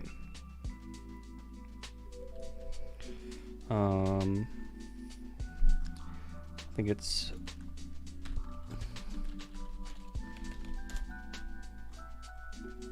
here. What's the blue one? Draw a rectangle tree sprite. Should take into account the scale. Bloom position plus sprite offsets multiplied by scale, correct. Get the size multiplied by scale, correct.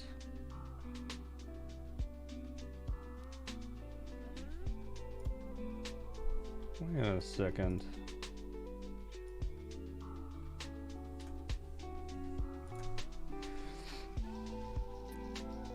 Don't give them ideas.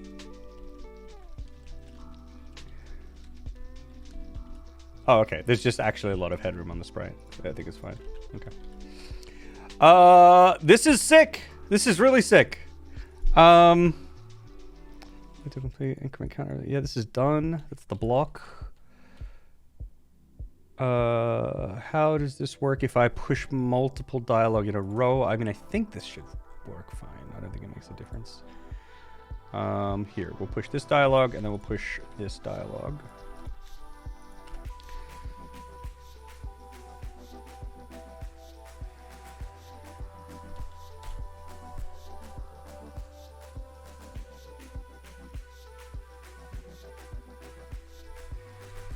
Yeah, it's fine.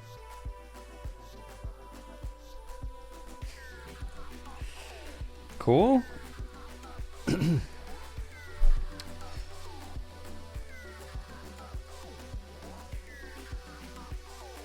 We didn't need to do this approach. We don't need coroutines. See, coroutines may be necessary. Again, this whole like needing to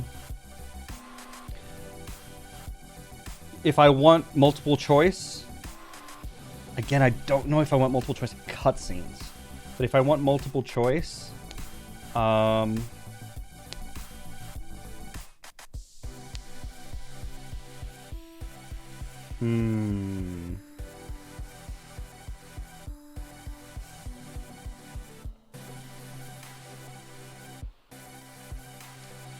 Yeah, this is pretty strange.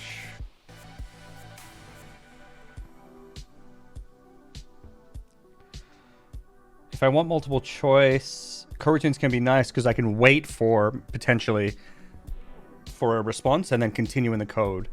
But with this approach, I can't wait for anything because I push everything in the queue as we go.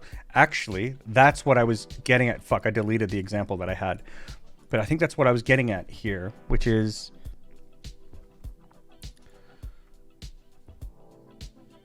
push cutscene actions.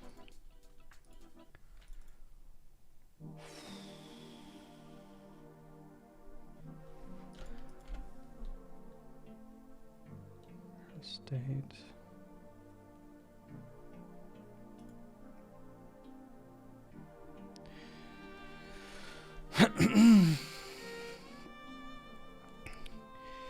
Like what I could do is I could give this like a stage. Stage, right? This equals 0. And this stage can just be, this is just an internal thing that all cutscenes have that you can update if you want to, right? So I could, for example, have in push cutscene actions, I push a bunch of cutscene actions. But I can also have it be like, if stage is equal to 0, push these actions.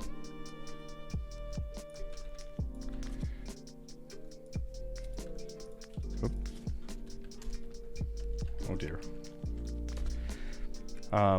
Else, if stage is equal to 1, then push like some other actions, right? And here maybe I can do stage plus plus. But then also maybe what I can do is somehow...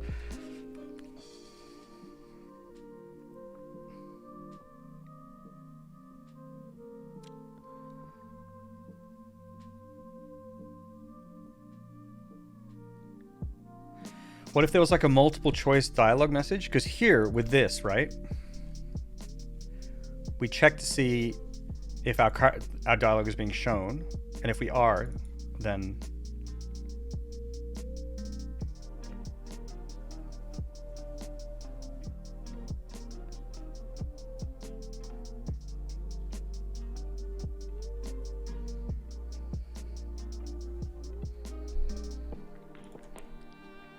so I could probably detect whether or not a multiple choice has been selected. And if that's the case, I could use that feedback to update the stage or make it push cutscene actions again. Because here we do start cutscene.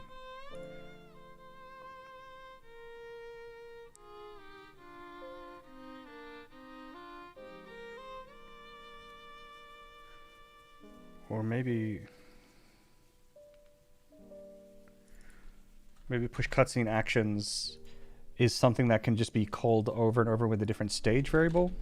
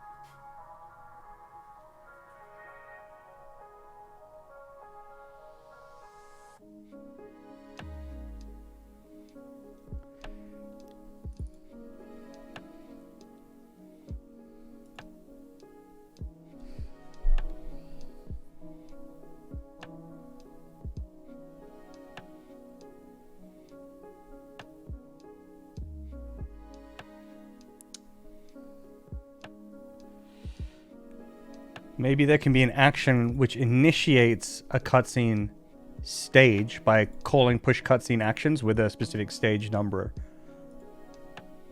And what I could do is like I would have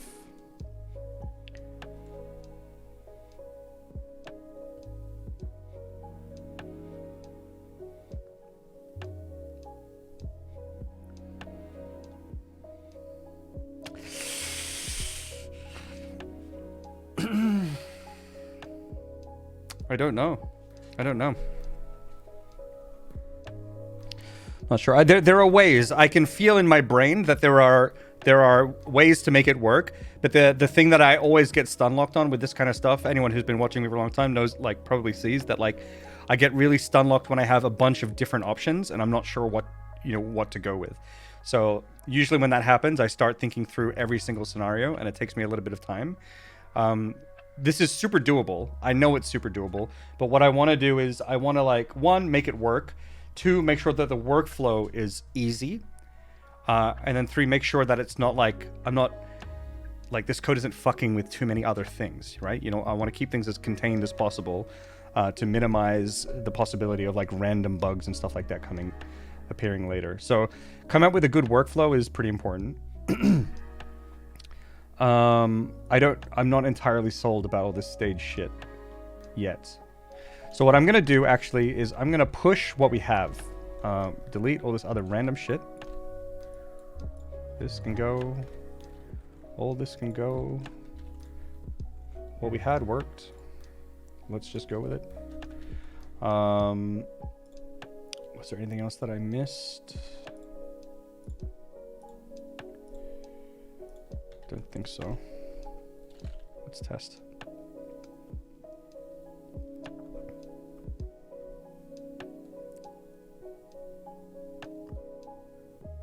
Thank you for this behind the scenes tree view of your game. No worries. You're welcome. Story will be on DLC 1, updated graphics in DLC 2. And yeah, exactly. My Applebee's waitress just called me. Apparently you are in the running for Game of the Year. Fantastic. That is the highest praise, Vaseline. Thank you very much. Are you self-taught in game developing?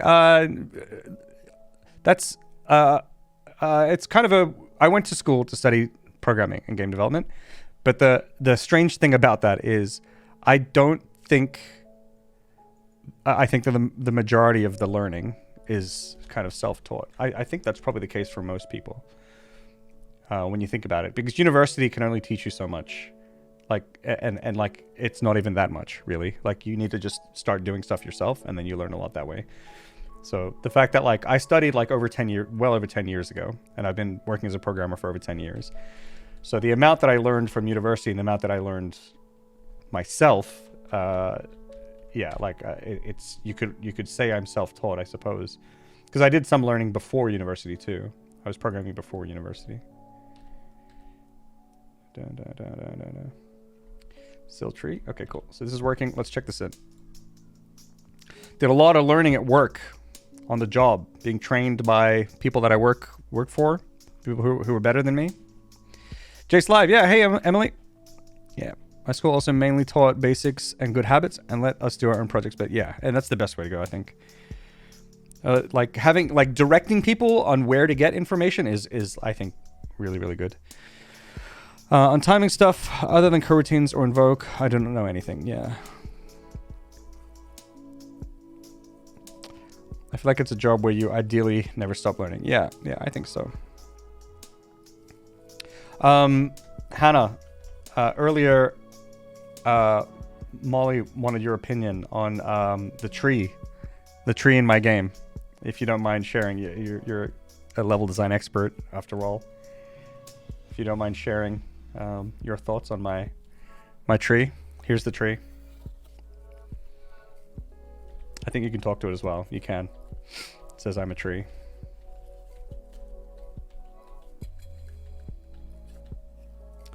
Chunky tree, 10 out of 10 woodhog. There you go. There it is. It's just the thing. I'm not sure if Molly's here, so it's like both of you are like missing each other. We'll have to forward this moment to Molly. But we have speedrun strats in this game, by the way. All right, ready? So look, I can't, there's collision here on this floor. But if I do this,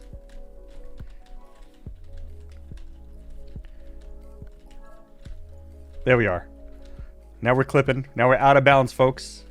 Oh, I broke it. Hang on a second. Here we are. We're out of bounds. We collide with second floor stuff, but we don't collide with bottom floor stuff anymore. Speedrun strats. Save the frames. Okay, what did we do here? The scene. Yeah, sure. Sure.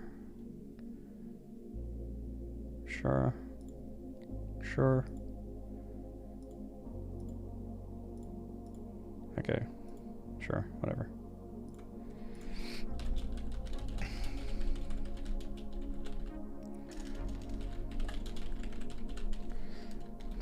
Made our first ever cutscene, literally ever, and chat was here. Put that first. Yes. Send it to space. Just like that, you're inputting speedrun features. Yep. Alrighty. Let's see here. How do I tackle this?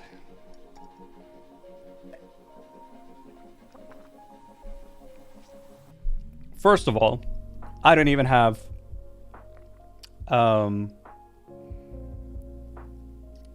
support for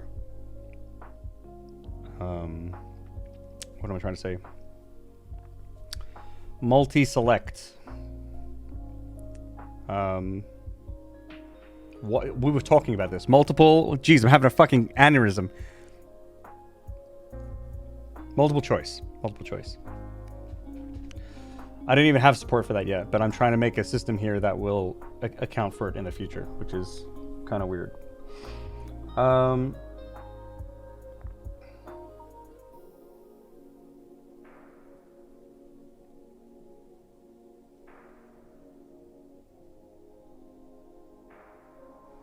Okay, wait. One thing I'm thinking. What if I use... What if I... Maybe I should use a signal system.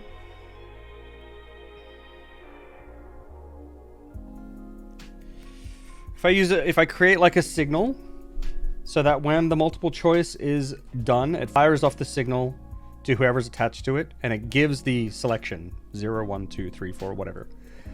And if that's the case, I can make a custom function that it will call.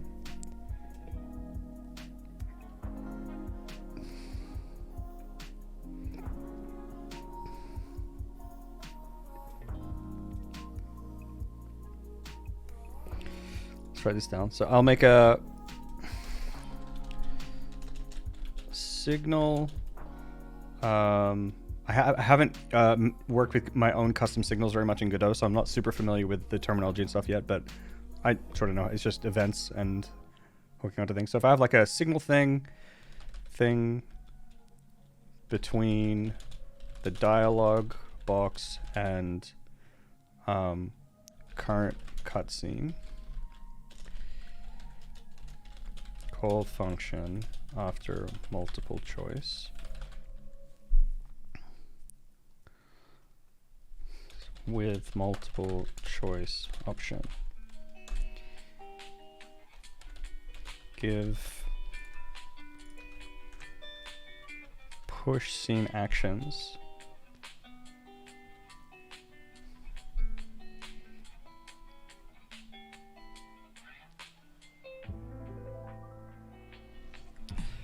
a parameter int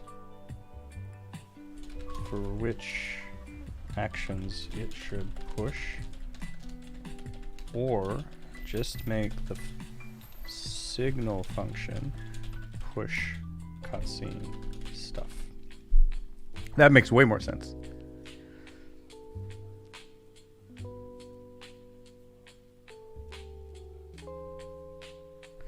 So basically,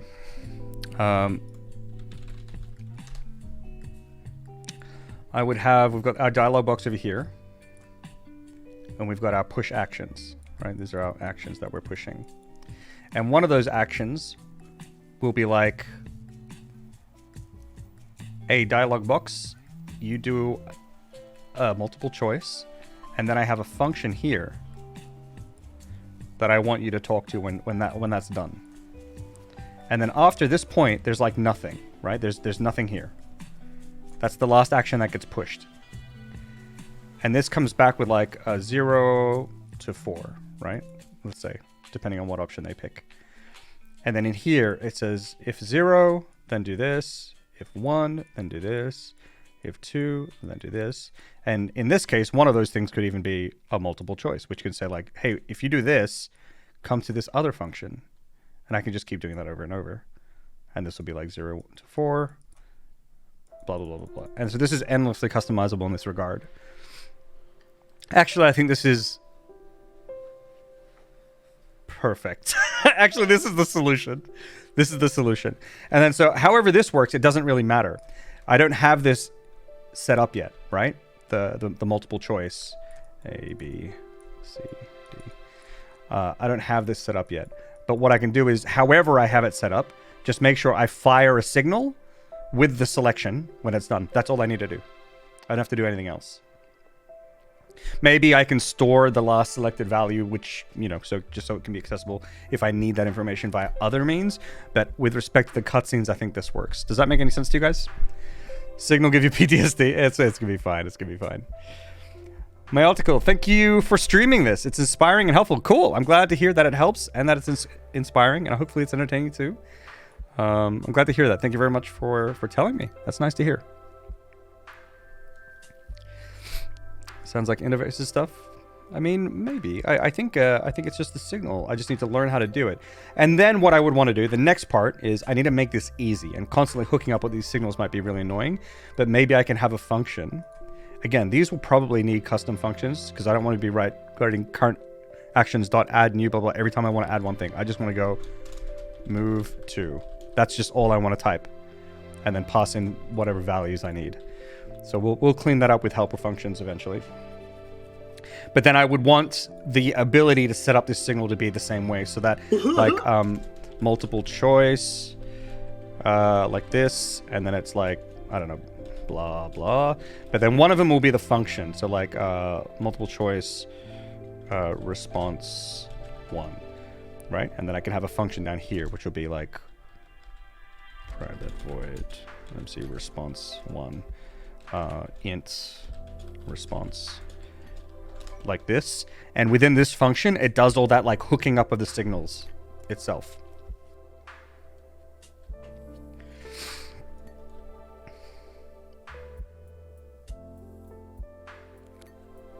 Yeah. Okay, so I think we have a thing. Mangel, thank you very much for the follow. Also, Romulo earlier, I missed that. Sorry. Thanks for the follow. I've been way more excited about my own game since Jace started this project. Oh, cool. Glad to hear that, Haptic. Hopefully it's going well for you. Okay.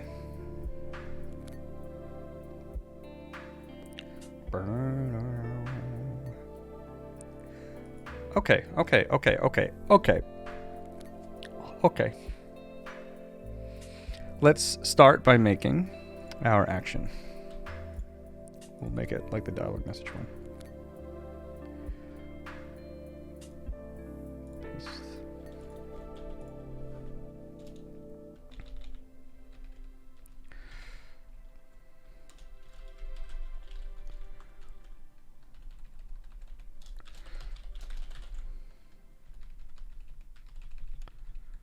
We'll just say multi-choice. Multiple choice.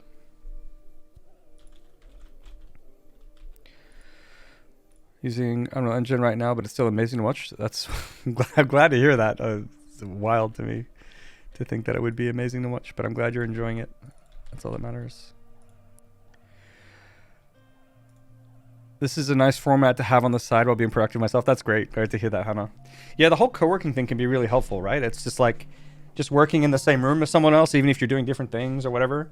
Like that can just be helpful. And it, like I have my friend Lena, the person that I shouted out earlier on stream. You know, she does like a lot of co-working streams, but I also know that even off stream, she does a lot of co-working stuff. She has like a co-working Discord thing, and just people just hang out, and they all have their sort of like rules on like not to like, you know, when not to bother each other, whatever. But just simply working, knowing that someone else is working, helps certain people work. It's just super weird. Even if you're not even at the same company or anything, it's just having that there is super nice. So, cool. All right, this is gonna be really tricky. How the fuck, since I don't have multiple choice, how the fuck do I even fake multiple choice? I need to fake it somehow.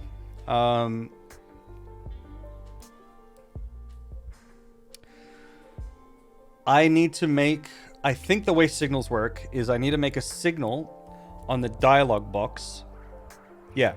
And then I need to make, okay, I think I have a way to do this. I'll make a signal on the dialog box, and then I have the cutscene connect to that signal.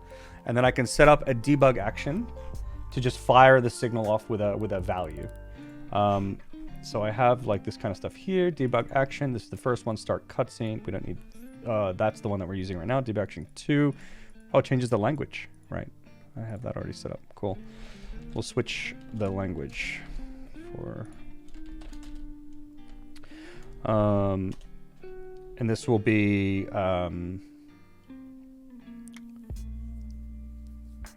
yeah, we just have to learn how to do signals. I actually just don't know how to do them. So let's go to Godot docs. I just know, I've just sort of used them before, but I don't know what the code is for it. Not really. Just hang out with friends and start working on something that makes me think better. Yeah. Productivity is contagious somehow. Yeah, that might be it. It's an illness. No, it's true. It's true.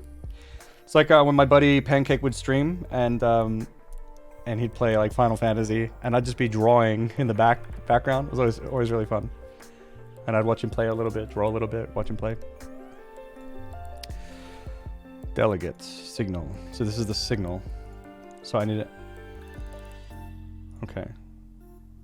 So what I would want to make a delegate signal, I guess, in dialog box I didn't even know if this UI dialog box will be the multiple choice one or not. I have no clue, but Vamonos, always forward, never back. Maybe we won't put that there.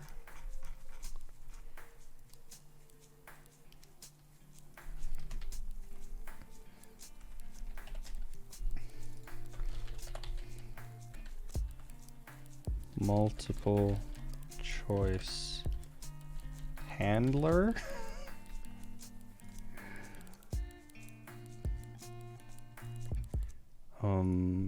And what I want is, wait, how do you do C? Okay, any C# people? How do I pass a function as a parameter? C# function as parameter. Oh, function? Func and then brackets? Like this? Oh, and these are the parameters? Depending on the return. Oh, that's the return? In this case, there's no return.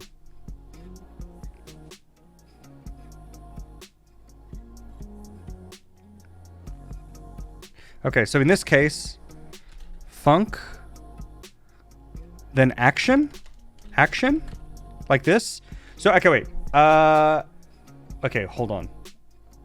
I would need to pass it a parameter. Custom method has no parameters. I would pass it a parameter, but the function would not return anything. Is that function? Yeah, encapsulate method has no parameters. That doesn't make sense, right? So func. So this is the same thing. Action. And then the parameter would be an int in this case. Action.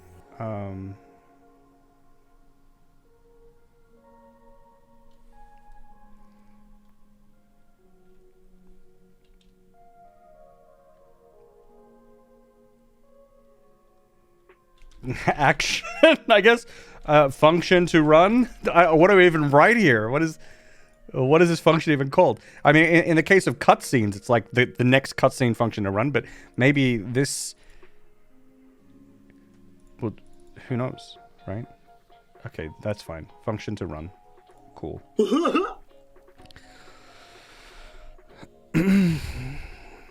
Any reason not to just pass an interface and call it internally? What do you mean? Zerosity, thank you very much for the follow. 30 seconds to write code, 5 minutes to name argument, yes. It's an action, call it action? Yeah, I guess so, Sure, I guess, action. It's just that, to me, that doesn't make sense, though. Because I'd be calling a function. But, action? Whatever, who cares?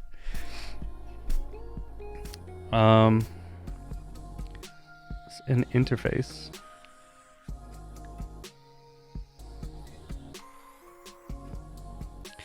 You mean like I could pass one of these cutscene actions? So this interface could have a response function and then have that run?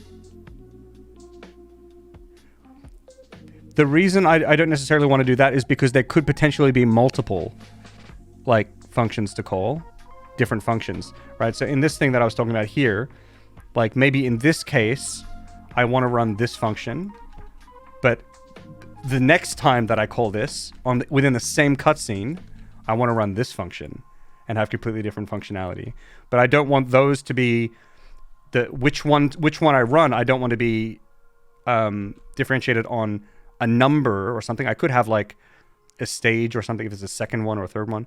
I don't know. I think it would make more sense if the dialog box calls specifically the function that it should call at that time, if that makes sense. Yeah. It's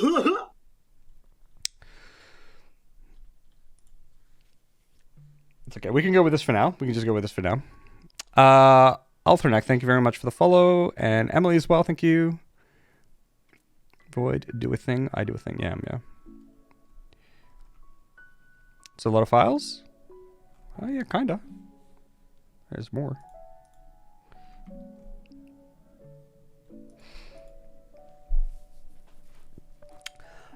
Okay, maybe. We'll just, yeah, sure, whatever. And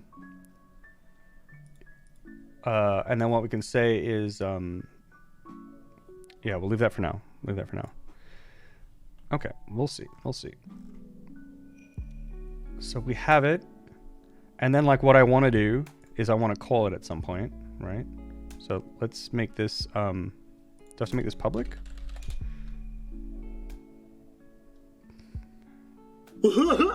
How does this work?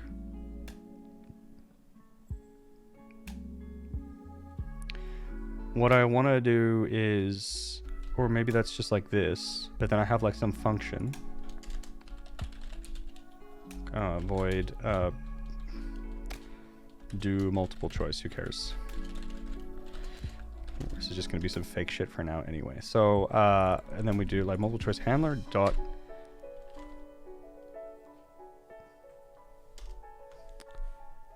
I don't know how this works. Reading.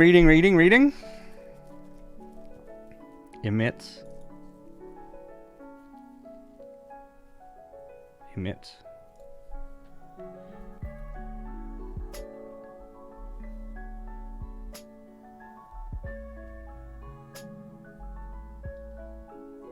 Okay, I'm actually really dumb. Let me try to figure this out, folks. Give me a chance to figure it out. Let me just learn. Let me learn these real quick. There's got to be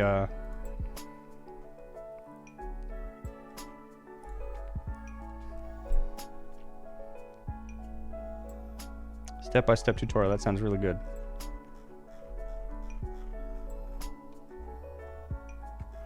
This is not what I want, I think. This looks like using stuff.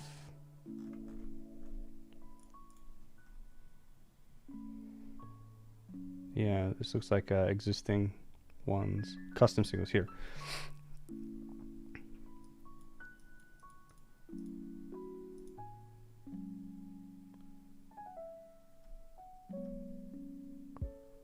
Okay.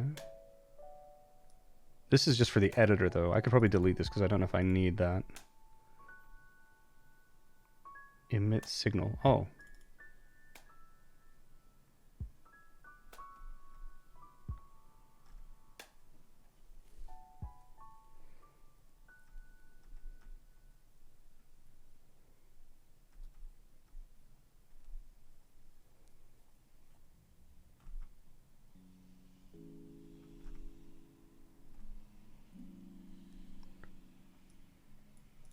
I'm not reading everything clearly, so I'm probably gonna event handler. Is this necessary?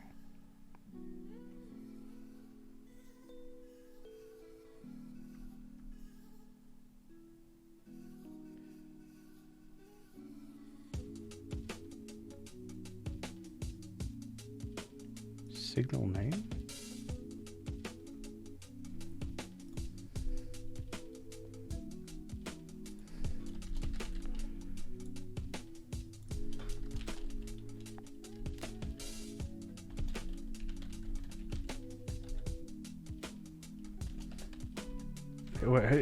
Hang on a second. Wait, hold on. Hold a second. This signal, having an aneurysm, health depleted. Is that my thing? Health depleted event handler. Okay, I need to read. Say, for example, you want to show a game over screen. 0. Your signals work the same as built-in ones. They appear in node tab. Okay. You call emit. Where did this come from? This is what's confusing me. Signal name dot health depleted? Where did signal name come from? By convention, we name this callback message script as on name signal name.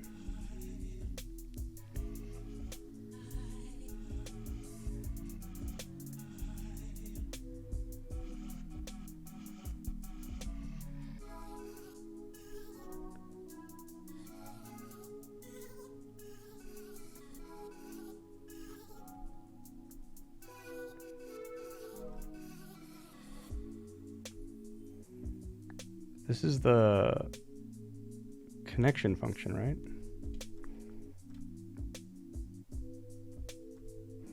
Custom signals.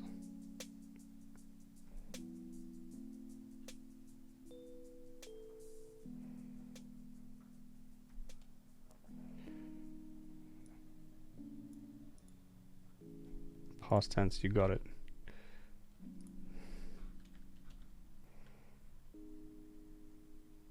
Choice selected. I don't know, whatever.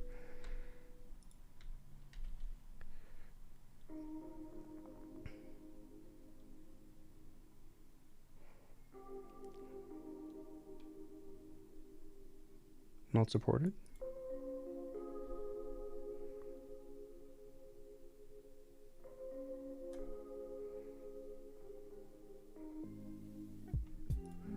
Okay, here's fuck this for now.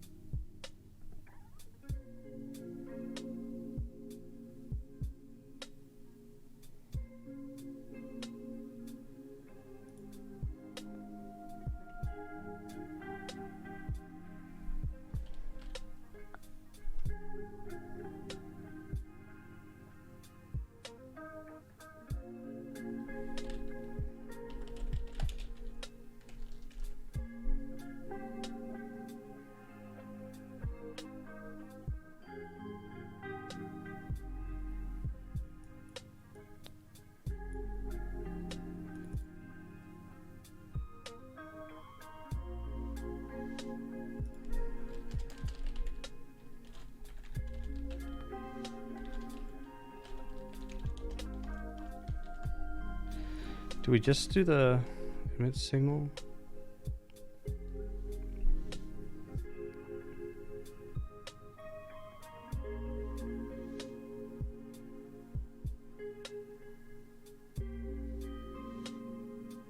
How to use a signal?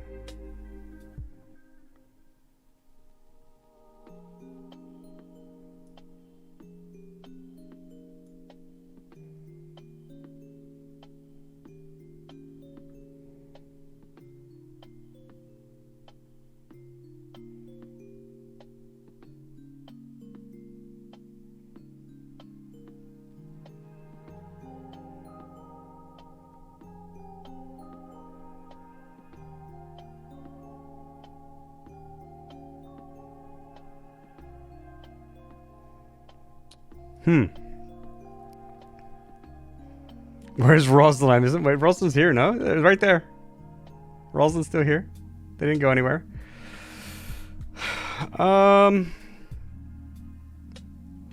Add user signal. How does that work?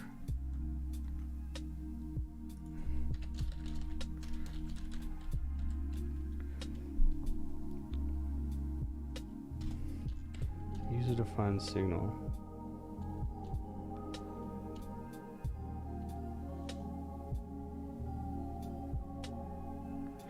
Let's read the doc some more.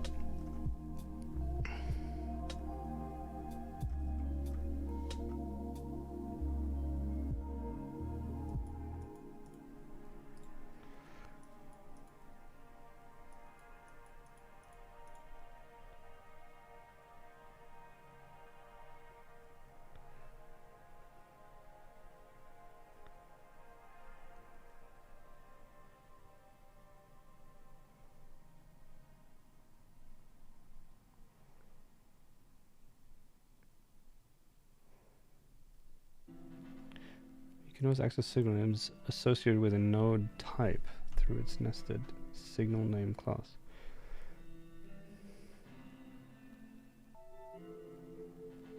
Wait.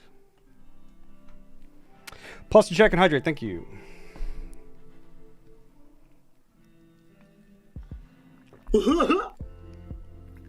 Yeah, I think they're just kind of like, yeah, I think so.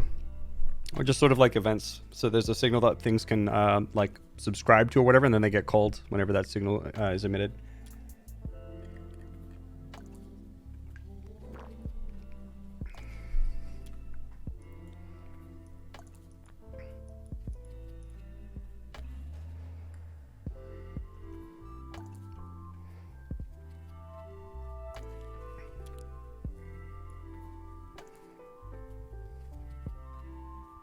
Needs to end with event handler. Okay, that's what we noticed before.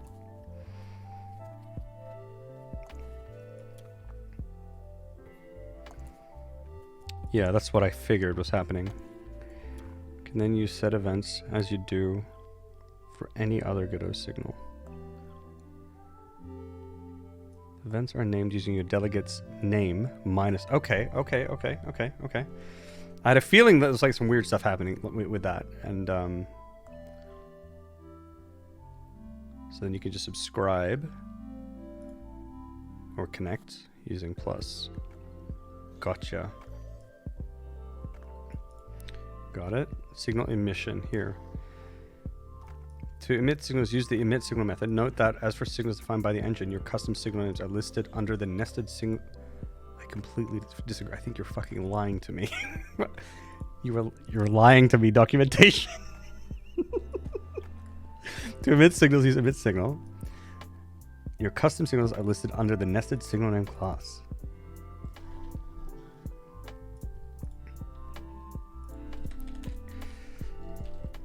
Okay, so I have this.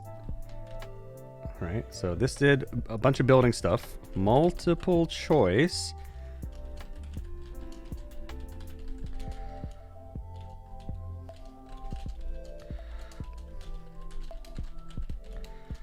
Blarg.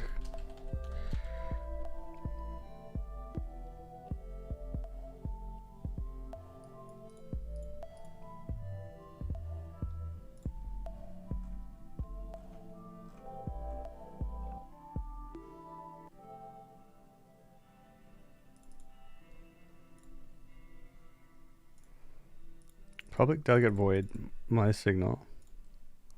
Public delegate void event handler.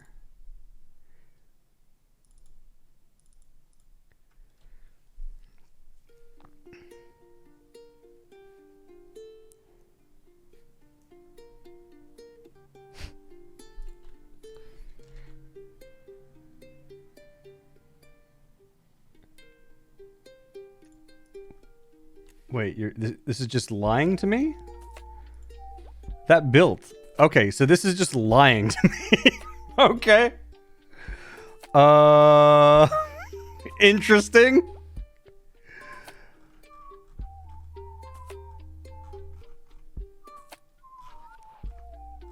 Okay, hang on a second. If I do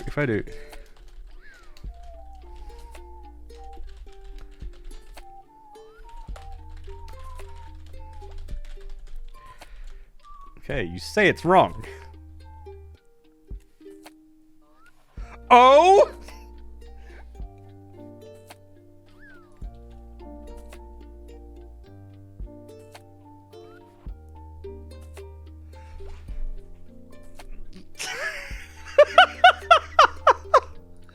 Dude, this is why I have fucking trust issues.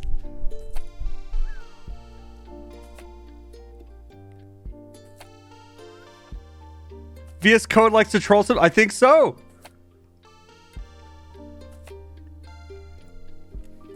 Have I rebuilt the project? The project? You mean like the let's just do some of this.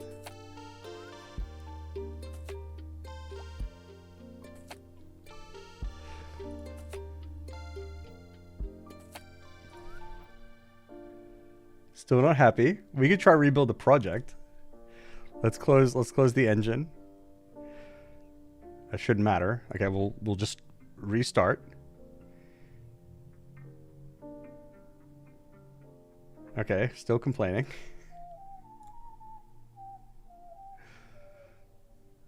No. That build, yeah, I mean I've clicked that one before. That's the Does that make a difference? I thought that was just this building. Because I've been building this entire time here within VS Code. I can maybe try to recreate the... I don't know if I want to Huh. Is someone getting... who's just started getting back into game dev? It's only watching you struggle too. I mean, this is way possible. Yeah, it's just part of it. What's it complaining about? It's saying it doesn't exist. It doesn't contain a definition. And yet when I build, it's fine. And when I run, it's fine.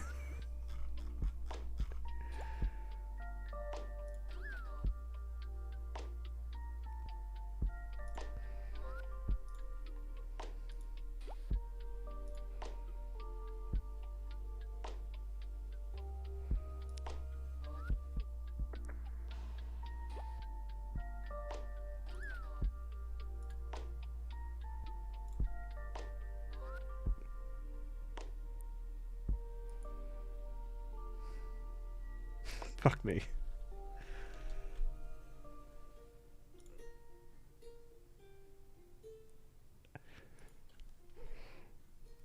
Does it find it? Maybe we'll... No definitions. I'm not even sure where this definition gets made, because there's like some custom weird under the hood shit that happens whenever you make these signals. I mean, it works. It's just annoying. It's just really annoying.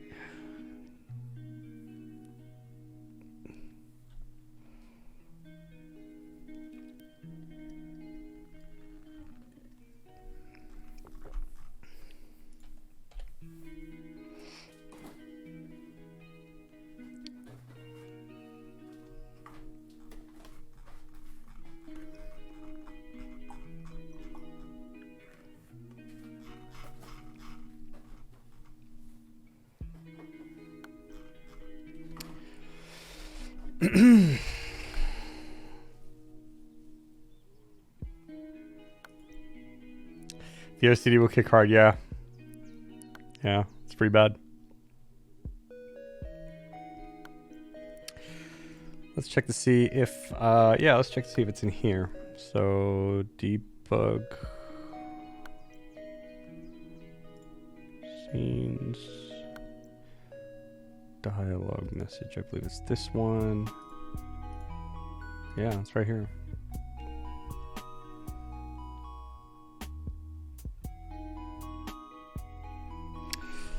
That's exciting. That's exciting. Okay.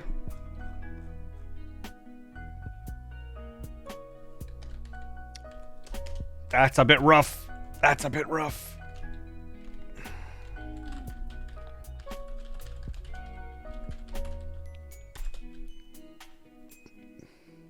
And then we'll just say 0. This should build.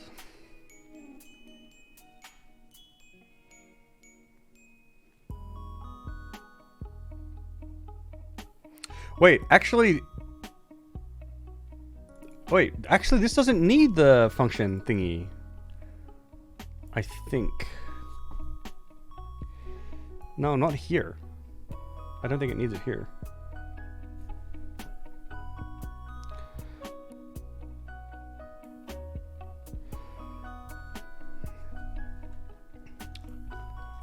So we might be okay. Because this will just emit and call...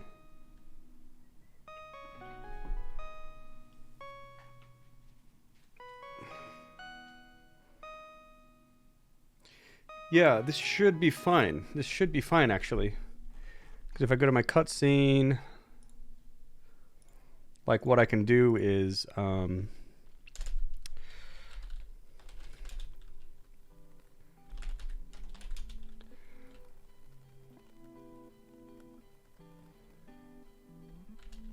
multiple choice selected 1 int response. And then there could be like a, you know, 2. We'll say 0 and 1.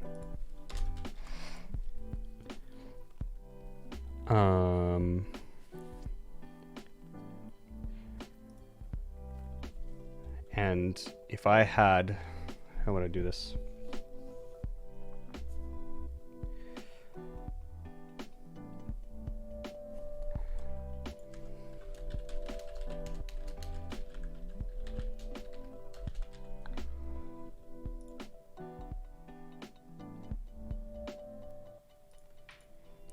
First thing I want to test is just if I can hook everything up, right? That's the first thing I want to just test right now.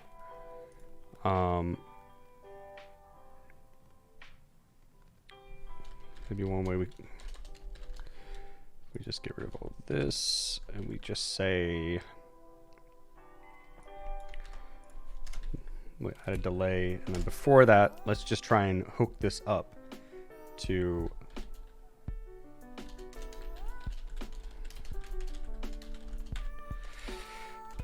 dialog message box.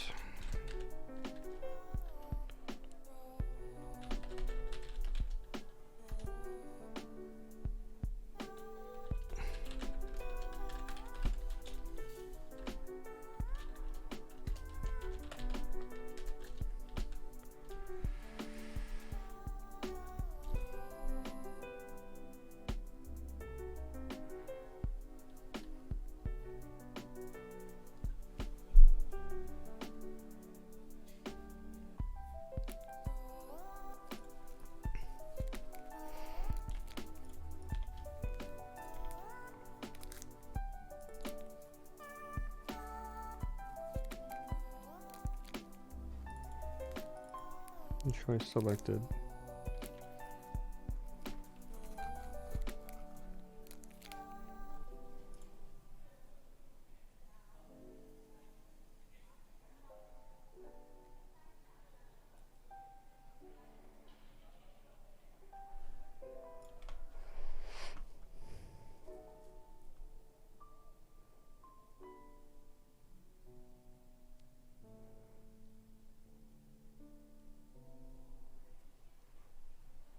Oh, is it because I haven't got the parameter?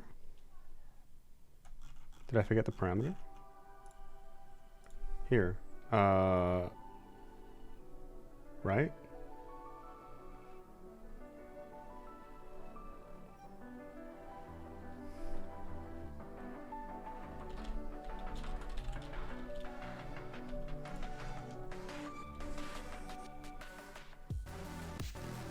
Okay, seem to like that.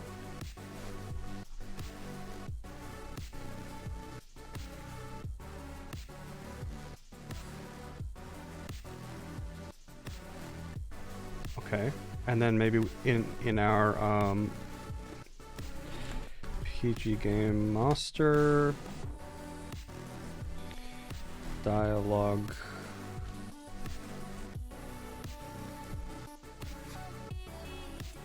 Okay, we'll just call the function, whatever. Do multiple choice. Here we are. Okay, so if I press debug action, it will call this function, which will emit the signal, which after we start the cutscene should have done this. So we can do a gd print signal connected, and then we should get woohoo, and that's just that little test there. We will check it out. We'll check it out.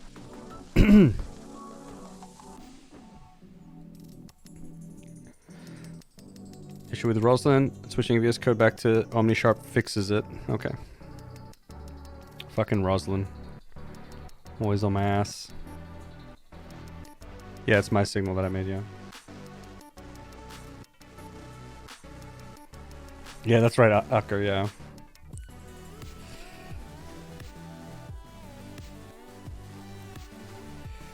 Alright, let's give it a go.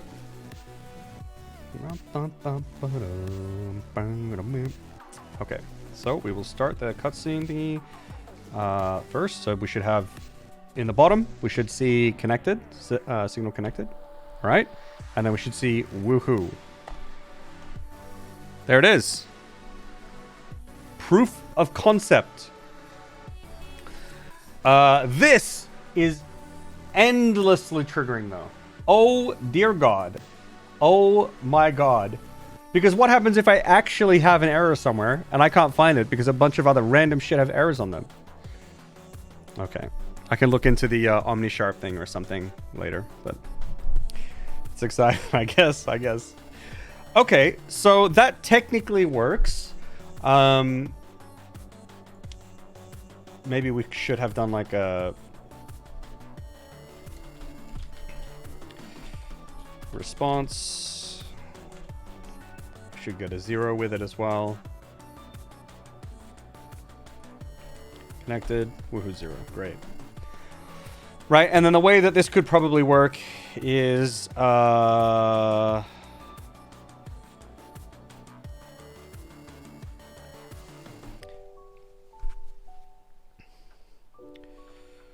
what if we detach the signal afterwards?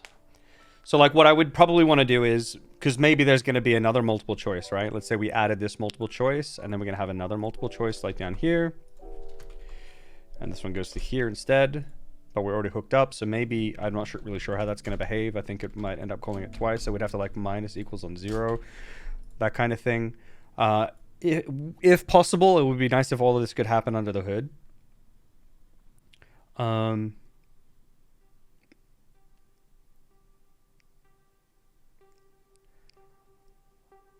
I don't know if I can do that, though. I was thinking like maybe there's a way that I could have the dialogue box do it.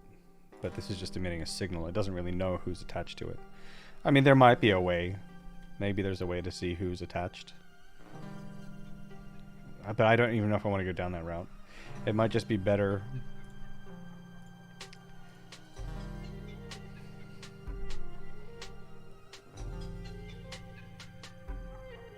to manually disconnect it. I mean, it's not the worst in the world. It's just kind of ass. And I don't know if there's going to be... I don't know if, like, multiple choices are going to be, like, this thing that I have to deal with constantly. And if I do, then I can solve it at that point. So if I do this, and then I go... Wahey. Then I should get woohoo, then wahey. Connected, woohoo, wahey, and then wahey. Yep.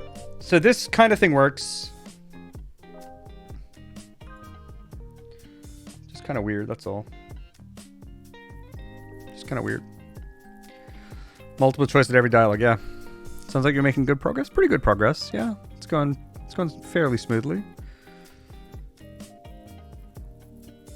Comment the fact that it's not actually wrong, just a reminder. Oh, yeah, I mean, maybe that's a good idea. I'm gonna Godot GitHub. Signal name thing is a VS Code C# extension bug. Nice. Nice. I was thinking, I was wondering if, like, is there a way I can make it happy? Could I create something that'll make these go away? Can I not just like right click ignore? You know, like with like Google Docs, you know, when you misspell something, you're like actually ignore. Can we just ignore this?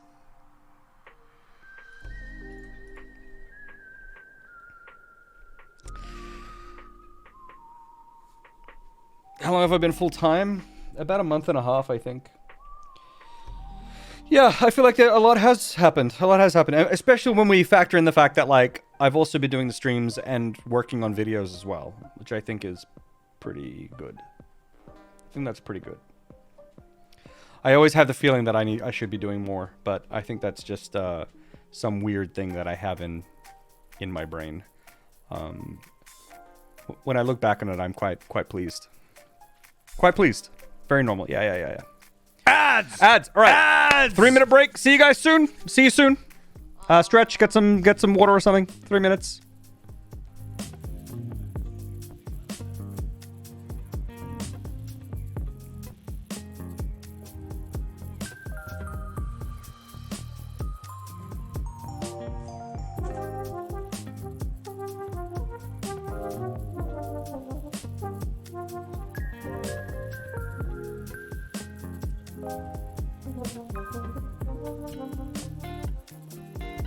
탕수육.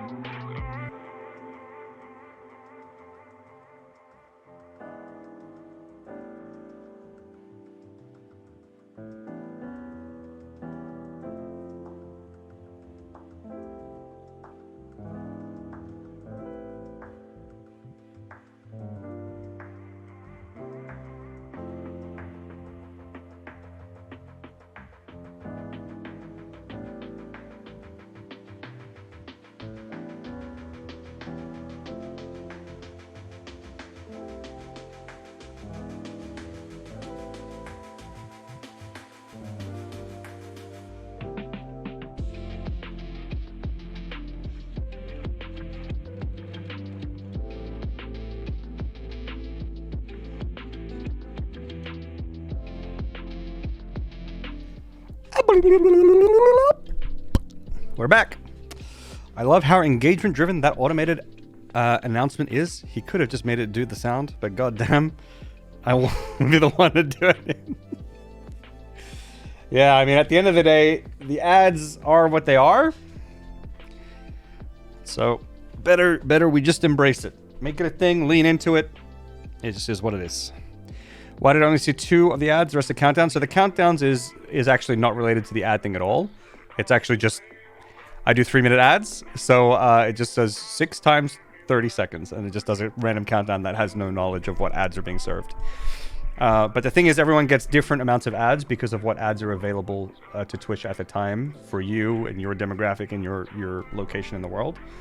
And so they just serve you what they can. But it can be up to 6 ads, 6 30-second ads. I've unfortunately had some people say, wait, I've gotten like 8, which is crazy because there's a maximum amount of ads that should be run. Yeah, that's how that works. You got none? Yeah, some people get none. Exactly. Yeah, Twitch Phil only had 2 for you. Exactly. Yeah. You haven't gotten ads yet, Nephinort? Not bad. Not bad. Matrix fucking dodge GIF. Insert that here.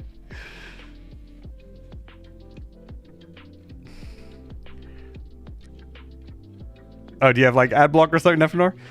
Is some are 15-second ads. You need more than 6. Yeah, but okay. I want to say from memory, it was more. It was more than 3 minutes, though. Whatever the number was, Jamar. But maybe I'm wrong. I'm not sure. Teach me Godot. I need it for work. Yeah, Mutant Bob. I'm new to Godot. You really don't want me teaching you.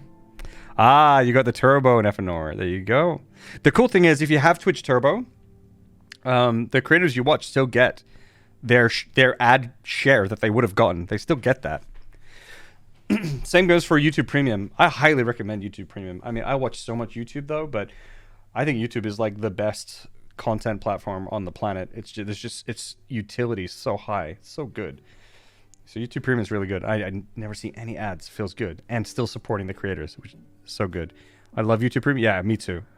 It is the best subscription service you can get. It's like, it's so much cheaper than any fucking Netflix. It's way better. It's way better than any of those services. Like, it may not have those specific shows, but there's like equivalently like really good content on YouTube. And if you're a big, Twitch lurker, then Turbo makes sense for you guys as well, because you don't want to deal with those ads always. Okay, so this is interesting. Let's try and make a cutscene action for multiple choice. Okay. Let's do that. I love YouTube Premium. I was today years old when I learned about Twitch. Yeah. I actually don't watch a lot of Twitch. I know I stream on Twitch and things like that, but I don't know. Twitch it's kind of weird if I'm a streamer to feel this way about streams, but like it's just not necessarily the kind of content I want to consume when I sit down and want to watch stuff. Yeah. I don't know if that makes me a better or worse streamer. Maybe it would be better if I watch more streams because I could see what other people are doing and learn from them, but it's just how I choose to relax. I usually use games and YouTube more so than anything. Kind of YouTube streaming 24/7. Yeah, I'm kind of close to that, yeah. So there's effort, yeah, I see. If I feel like engaging with people, I watch Twitch. If I feel like relaxing my own pace, I use YouTube games, yeah. YouTube music in the car. I was actually thinking of, I'm looking into this, maybe ditching my Spotify membership, because the music you hear now is playing on Spotify, but I don't really use Spotify much for anything apart from stream. I actually don't listen to it that often. Even when I go out for walks, more often than not, I'm listening to YouTube, actually. And I could just use YouTube Music, exactly. I could just use YouTube Music. This artist that we're listening to, City Girl, I think I have her information below the stream if you want to check her out. She's really good. She's on YouTube Music, so like I could just do that. The one thing is, if you look at my Be Right Back screen in the top corner, you'll see. One moment, I'll be right back.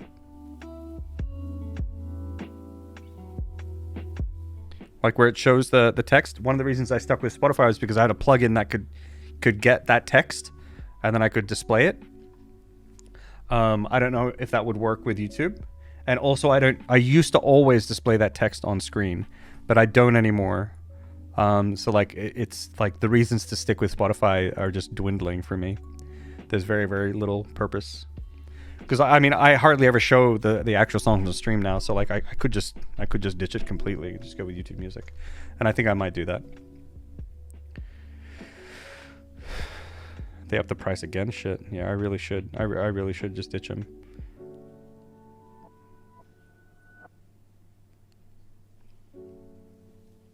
Premium gives music benefits too. Exactly, Faxi. Yeah. YouTube Premium. Yeah. Play them offline. Yeah. Right. Streaming music does not work in cell dead zones. It's true, but you might be able to download. I wonder if you can download. Can you download music? Is there a YouTube Music app on your phone? I don't have it. I need to look into this. If there is, you might be able to download them if you're on music. There is an app. Yes, there's an app. Can you download them on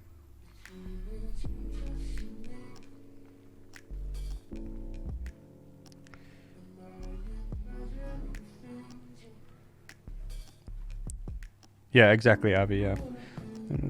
But the main thing has kept me on Spotify is the ability to move a playback session between devices.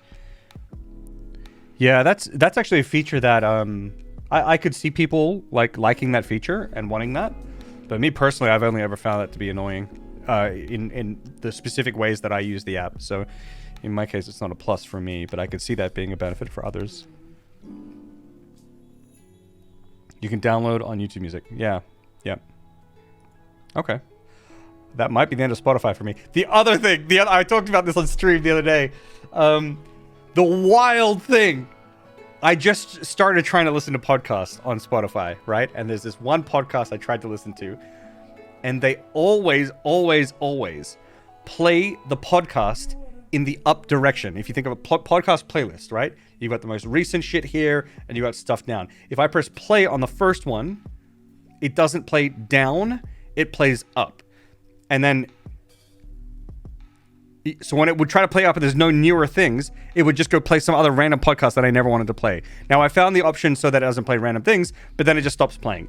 I want it to play down. There's no way to do it, right? Like all I could do is like scroll down a bunch, press play, podcast, yeah, Pancake, press play, and then have it play up until it reaches the latest thing. You can reverse the order of the playlist so that you've got oldest first, but it still plays up the playlist. It should play down the playlist. First, second, third, fourth, fifth. Why does it go first, 0? Why does it do that? Oh, it's so stupid. It is mind-numbingly dumb. I do not understand that decision. There's no shot. Why? What is the one use case for that? There's got to be something. Not every podcast is an episodal. No, it doesn't even need to be. It's just more that like if I'm walking and there's one podcast I want to play, I just want to listen to that one guy, right? Just keep playing their content. Just play their podcast. I don't care what order you play it in, actually. You could shuffle it for all I care. But just play this one guy, right? But it doesn't do that because it plays up and it runs out of content.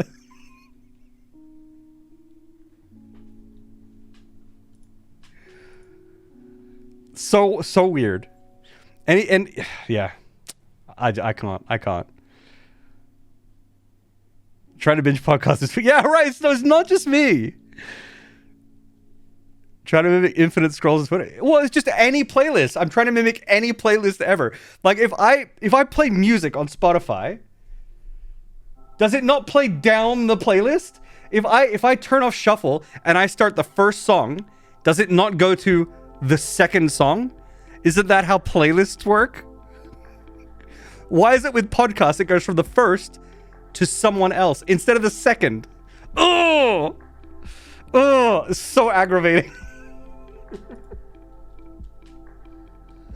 All right, anyway, moving on. Okay, multiple choice. Cutscene action. All right. So here we'll detect if we're on the current dialogue. This is a massive to-do.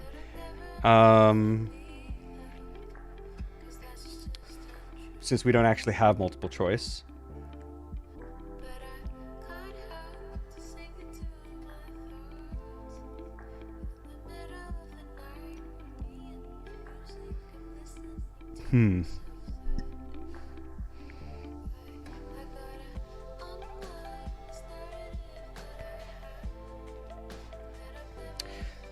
Runsan, no, it does though, because if you reverse the order and you start from oldest, you start with the oldest at the top. If you do that, it doesn't play down. It plays up still. So there's no way. There's no way with Spotify to play it from the oldest to let it autoplay from oldest to newest. You can't do it. It doesn't. Yeah, it doesn't work. It's so bizarre. It's so bizarre. Flamer, thank you very much for the tier 1 sub. Much appreciated. Thank you so much. Unless I'm wrong. I swear to God, I swear to God, I tried this. I'm pretty sure I tried it. I'm pretty sure I tried it. Yeah. They have the option to flip the order, but it just keeps playing up. It's so bizarre. It's not how playlists work. I've made a compromise with podcast, add the episodes in a queue. Yeah, exactly. That's the only thing I can imagine, is I would have to manually add it, or even just like a button that says just play this podcast. Don't play anything else. Just play this podcast. Just shuffle it. I don't care. Just stay in this podcast, please. Thank you. That's what I would like. I only want to listen to this one podcast, but there's no option for that either. They want to be cool and be like social media with the scroll up with only podcasts. That's so weird. Kind of reminds me of Netflix or any streaming service starting series at the last season, even if you haven't watched it. Nice. Hey, Evadotori. Here for the RuneScape content? Let's go. Fuck, I love RuneScape.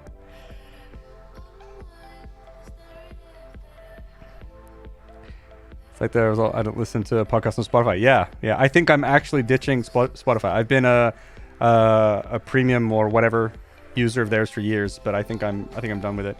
Now that I think it makes. I'm convinced. I just need to switch to YouTube Music. The downside is I might need to rebuild some of my playlists, but it's not that big of a deal. It's not that big of a deal.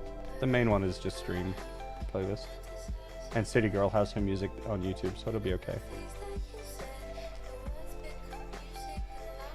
Scroll down and start at the bottom. That is the only option, Kevin. Yeah, you're right. Scroll down 200 and then press play. Anna, currently waiting on the bus back home from work. How was your day? Did you have a good day at work? It's Monday, Anna. You enjoying it? You been contemplating switching as well? Yeah, go for it. I'm playing this on my local computer. Yeah, that's always the best way, I guess.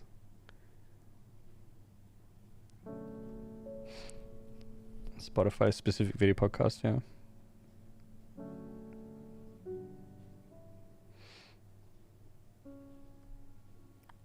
Work wad? I guess you're it's like you're I assume you're trying to say work was and you were continuing and you accidentally sent it, Anna. But I just love that you just sent this random message. Work wad. It kind of sounds like you're calling me a work wad.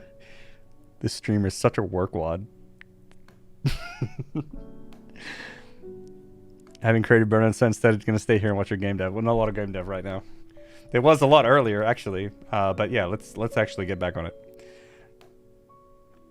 Apparently the podcast playing in the wrong direction is a bug. Has been reported since last year. Yep. I have also seen that people have reported that issue. Yeah. Okay. So let's pretend that the multiple choice is that we just show some dialogue. And we don't worry about the whole choice thing of it. But this is where it's gone. And then at this point, we would here do multiple choice. This is our fake shit. All right. And then the multiple choice is done.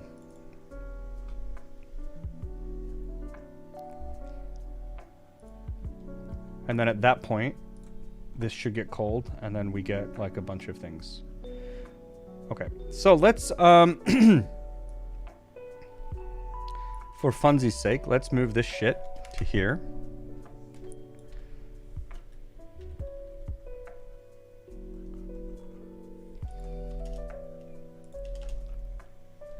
Move to, okay, let's have the move to stay there. Block delay cutscene message.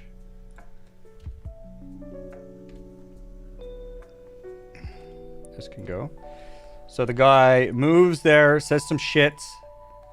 But this will be the multiple choice. Multiple choice, cutscene dialogue, whatever, okay? And here we're like, all right, we're doing a multiple choice, so we're gonna do this thing. Right, so maybe what we can do here is if this is the action, I don't know if this will work. Int. What am I doing? Here, like this. Maybe when we add it, we can add the, No. We're gonna make helper functions for this later, and we can do this part then. I'm trying to find ways to avoid rewriting as many, right? So like we can see here that, how do I do this? It's like this. We can see like we're rewriting a whole bunch of this shit, like all this shit. Like, I don't want to do all of that stuff. I don't want to have to manually attach necessarily. It would be nice if as much of this can be automated as possible. So we'll sort of get there. But okay, so multiple choice, we attach the thing, the signal. So then after the multiple choice is done and we get a response, we'll get this response here. We remove the other one. We don't need this just yet. Maybe we won't need it at all. And then the rest will play out.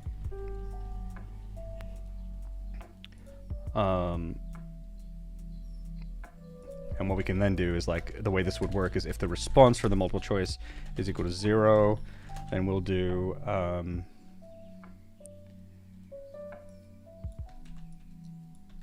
we'll say this. And if it's not, then we'll do this instead.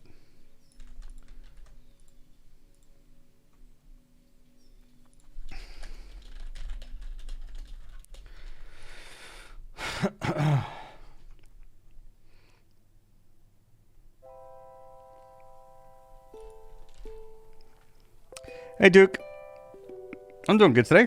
Hope you're doing good, yeah.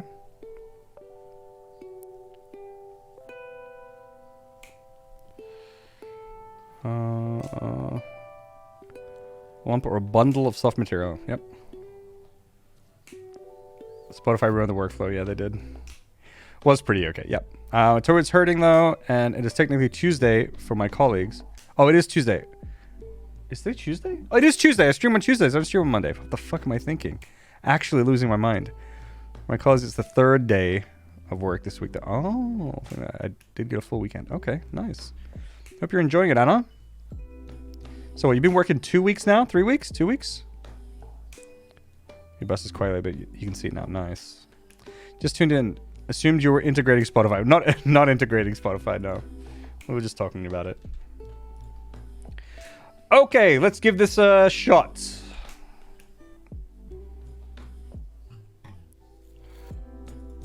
Alright, it's gonna run over here.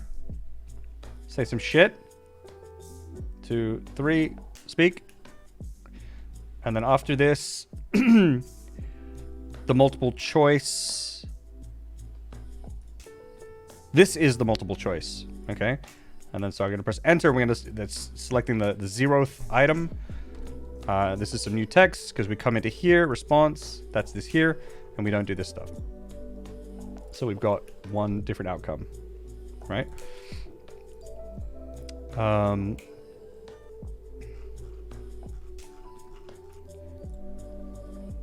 And then if this was 1,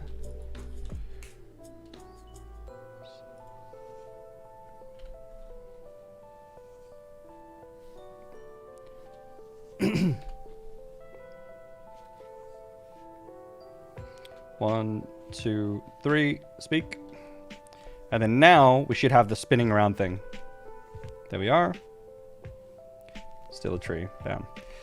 So our cutscenes can now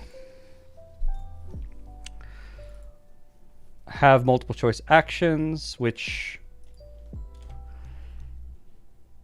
don't do shit right now. So like it could be that this is where we emit here.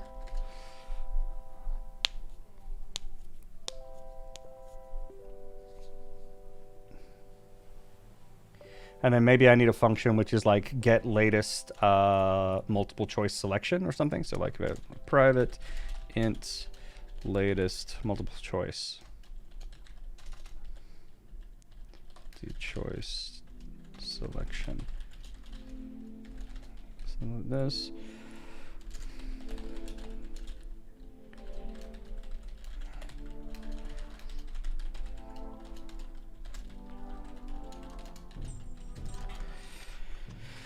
This kind of thing.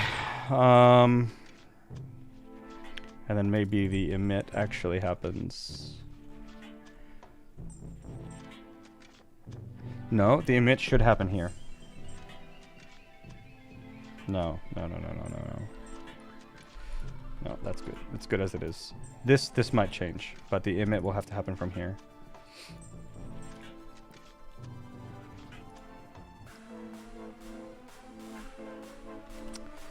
All right, that's actually pretty fucking sick.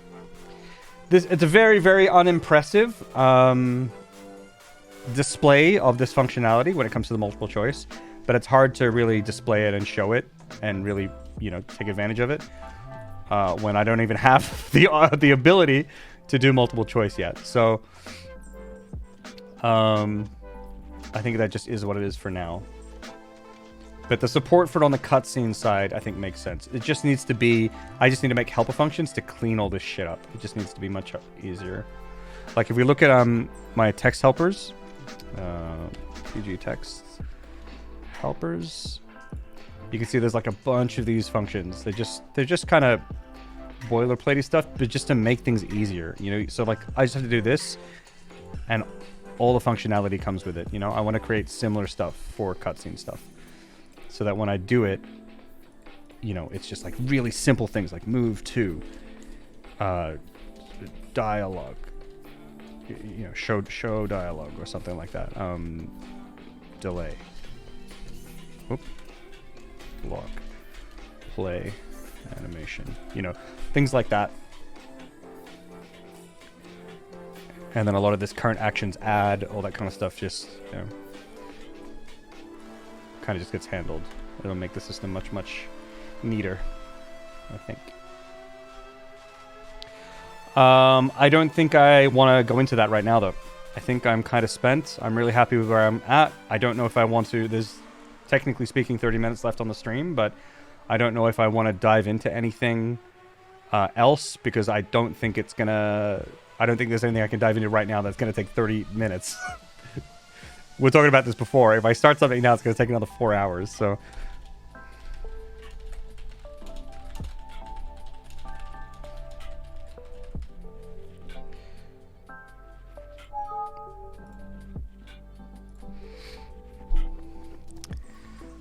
Oh, this is the start of your first week, second week. Right, okay.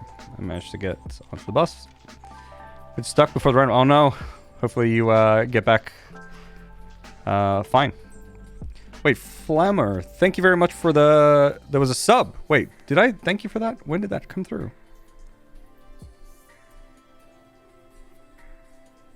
Oh, that's... Wait. I can't remember if I thanked you. Anyway, if I didn't, thank you, Flammer. Posture check and hydrate. Thank you. I did. Okay, cool. Yeah, maybe a bit of chatting for 30 minutes. That sounds good. Cool. Look, it's Big Jace with Marius. But that went, that worked out pretty good. Happy with that. Happy with that. I'm gonna look into see if maybe stream.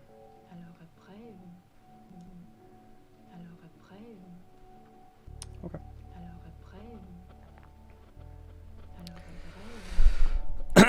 I did. Big Jace, that's right. So pretty pleased with this. If you weren't here before, I was telling people that I have recorded a few videos yesterday. I went actually content crazy yesterday.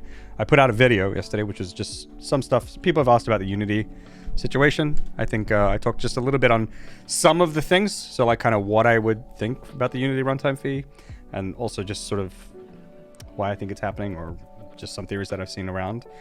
So that was fun. But then I also recorded a video for showcasing the progress of the game so far and what I got done in the first 1.5 months.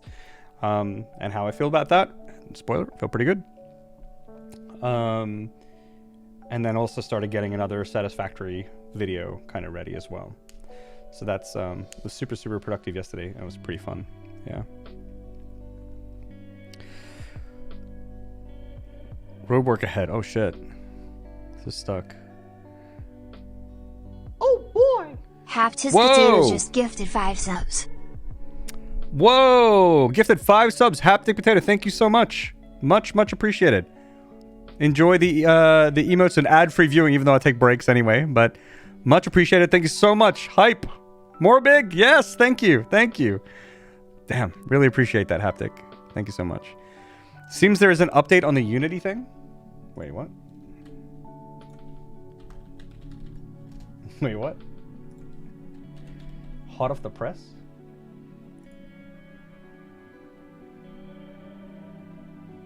I don't see anything on that Twitter.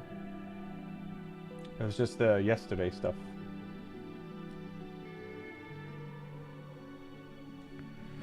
What you mean?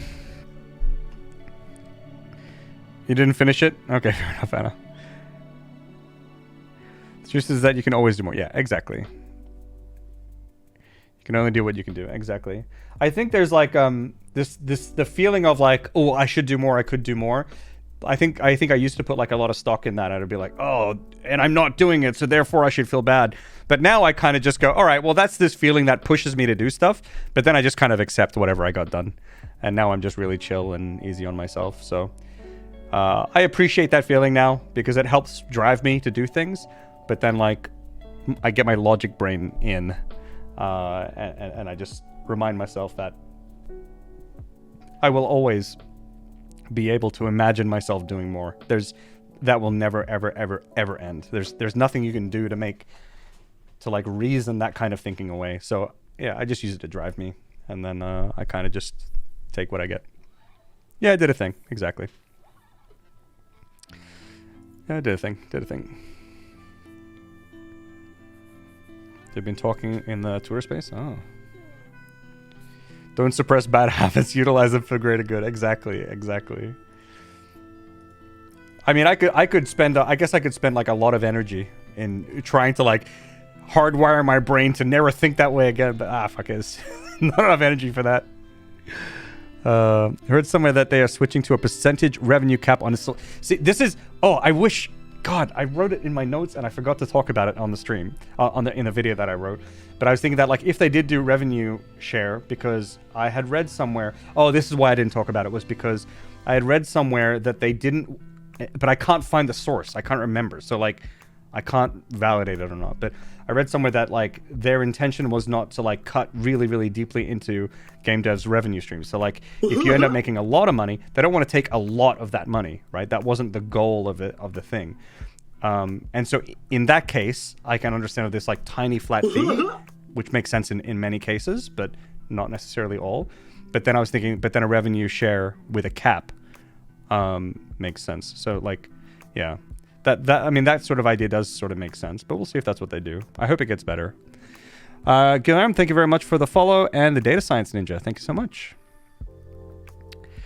I saw that apparently the people making Genshin and Honka are hiring game engine devs, so they are not. Jeez. Yeah, it's weird. I'm not sure what to think. I'm still not sure if it's like, did they just oversight some shit? Is it some weird evil shit? I don't know. I'm not sure. I'm curious to see how it all plays out. But yeah, I just hope everything just ends up in a decent spot. Yes. I think all the scare and controversy over the per install. Yeah, I think there's so many factors, right? Because like there's the per install, which is problematic because people can install multiple times, you know, if they do it on different devices, for example. Even in normal cases where they're not abusing it, that is a thing that will happen. So that's not that great. There's the privacy aspect of that, of, wait, like, you're tracking installs now? Like, we didn't know you were going to be doing that, right? And so whether it's GDPR compliant or not, people aren't super pleased with that. Not only that, but they have, like, they can track your lifetime installs. They're like, wait, have you been tracking us for how long? You know, like, that's really strange as well. Yeah. But I don't know, like, there's this other sort of, like, way to think about it, which is that, well, maybe they really didn't mean any harm. They just overlooked some stuff, you know, which is possible, and maybe a little embarrassing. But in that case, they would then make whatever decision to fix it so that people aren't, like, so game devs aren't literally losing money when people try their game, you know, like net losing their money, you know, with all things considered. At the end of the day, I think the most important thing is that whatever they land on isn't completely fucking people over. And then people can come to their own conclusions whether Unity is a company they want to stick with or not after the fact. Yeah. The hot take I heard is that Unity reported $1 billion last year and are desperate to balance the books. Okay. That kind of tracking should not be allowed under EU GDPR law. Well, this is on their FAQ, and their FAQ says that the current method of how they're tracking this is GDPR compliant, and if that ever changes in the future, they'll revisit it. That's what they say, which I think is a very, very careful and deliberate way of sort of answering that question. So apparently it's compliant. Maybe it's technically compliant, but I think what is like legal is not always necessarily what people like, what is or isn't right. Maybe it's right, maybe it's not, but also like what people are comfortable with. Something can still be legal, but people might not be comfortable with the tracking. That's up to each individual to see how they feel about it, I guess. Would it have been anywhere as big if they said per sale? I think that might have been better in some cases. I think the problem with it is that also just wouldn't work. So I don't see how that could ever have come up because of free-to-play games, right? So it's like well, unless you consider an in-app purchase a sale, in which case then that gets really tricky, because if I play a game and I purchase things 10 times, do I pay 20 cents 10 times? What if I purchase the same amount of stuff but in one purchase? Is that 20 cents only? So like, but then I guess if they're going to change it for per sale, they could then change all the other variables to make it make sense. It might be better in some cases. I guess it just depends on how they would implement the rest of it if they went for a per sale thing.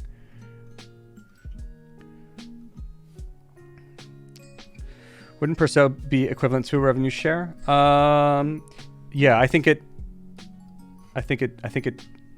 depends. It's just hard to define, right? Like, what is a sale in this case? Like, is it a free-to-play install? Is that a sale? Yeah.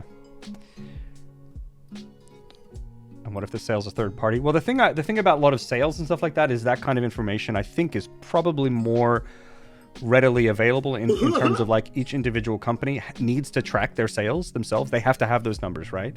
They have to know because they need to report it to governments or whatever, to IRS or tax agencies or whatever.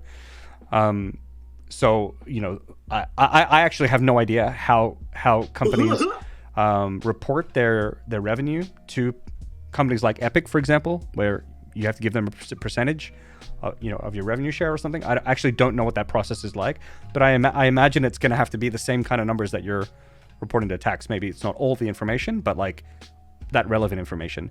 And so I think devs probably have that information, and so they could just use the same information. Of course, you could say, well, maybe a dev will lie to Unity about it or lie to whoever about it. That's possible, but then that's like illegal, right? So, yeah. With a dev-publisher relationship, there should be audit clauses in contracts. Yeah, okay, I see. That makes sense. Yeah. So it's probably accounted for.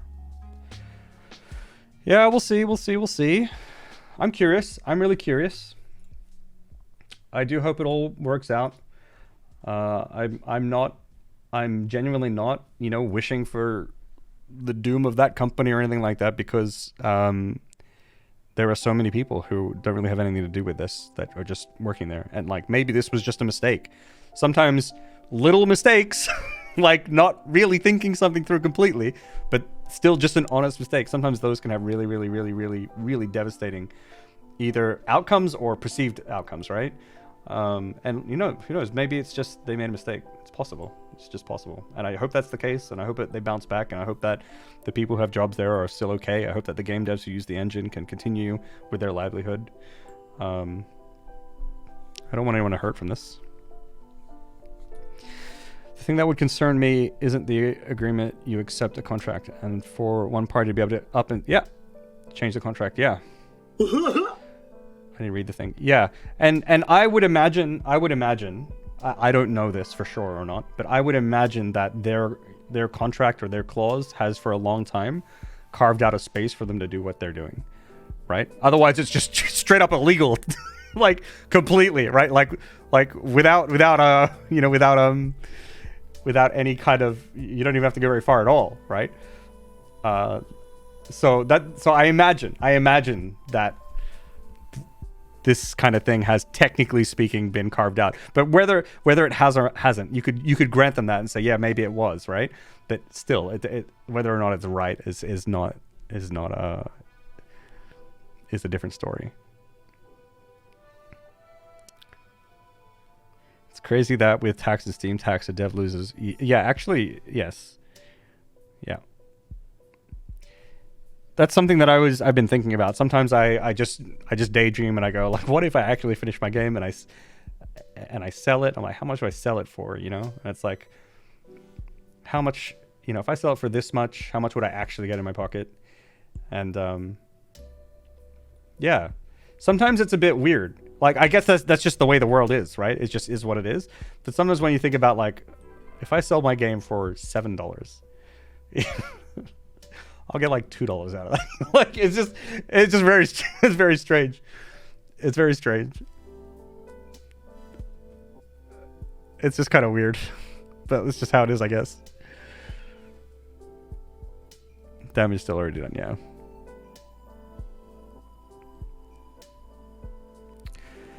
Except possibly CEO of, I mean, who knows? Who knows?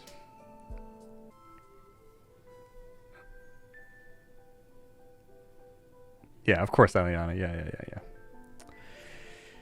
Yep.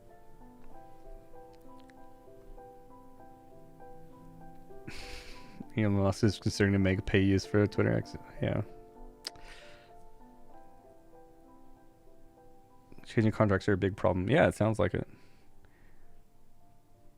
Their old TOS allowed you to be locked to an older engine, so you could reject the new change, but it was changed in 2022 to allow for this new change. Interesting.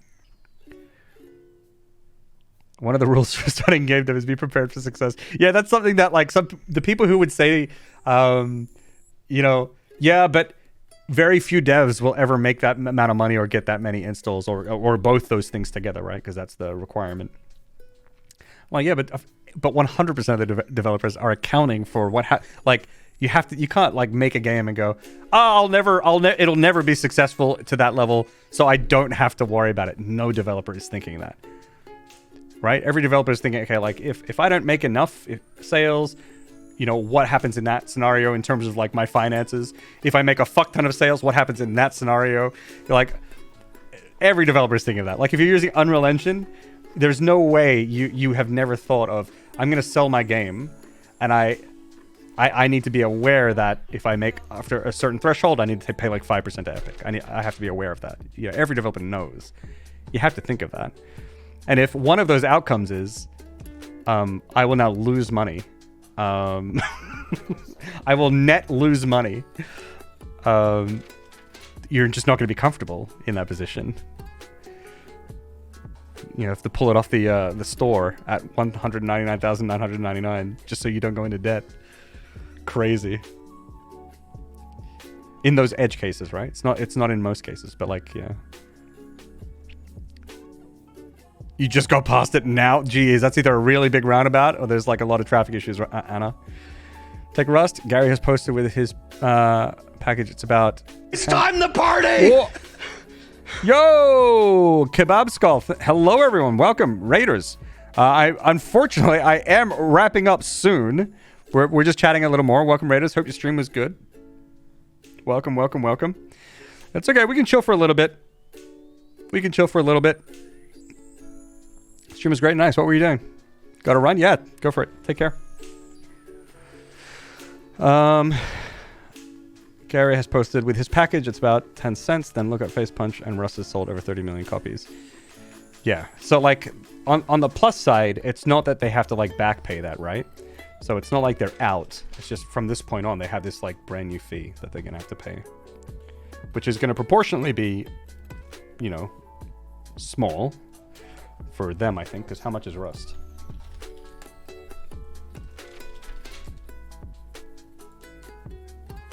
Yeah, like $40, right?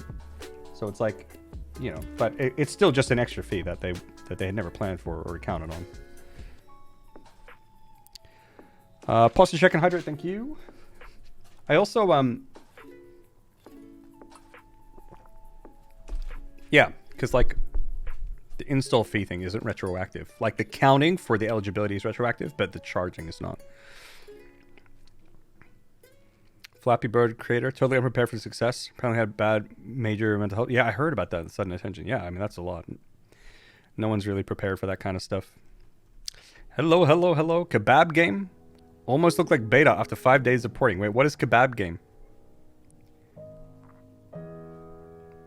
What is Kebab game? How do I find this game? Tell me more.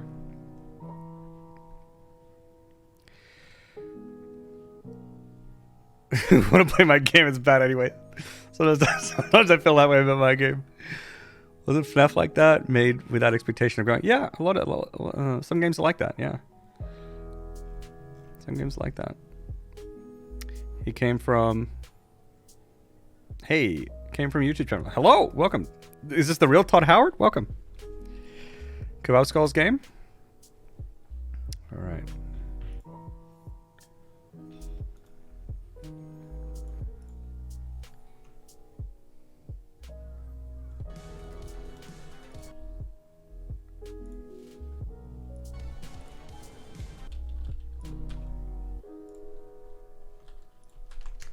See if we can take a look at this game.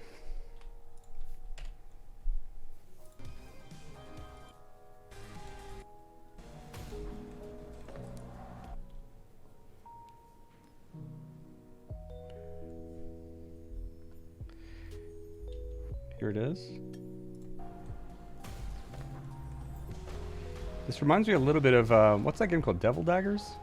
Okay, so that was a pretty good little... Looking good. Is this a kebab game? I didn't see any kebabs. Looks good, but I didn't see kebabs. Using GD script and Godot, nice.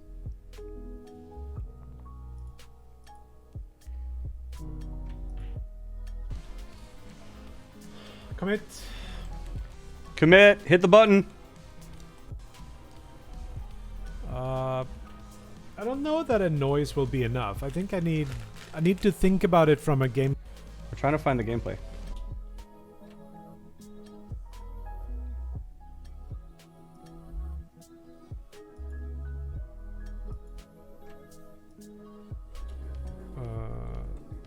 We should now be able to kill this only Kill it. by killing the...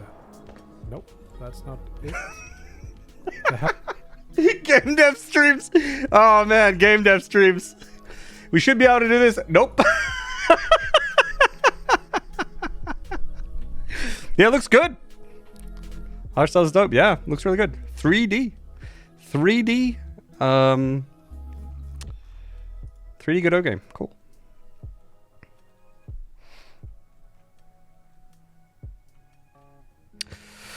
Alrighty. Okay, wait. A bunch of people are here. New people who came from the raid. I'll just show you what I've been doing, okay? So here's what I've been doing. I've been working on stuff. And I'm working on a top-down 2D pixel game.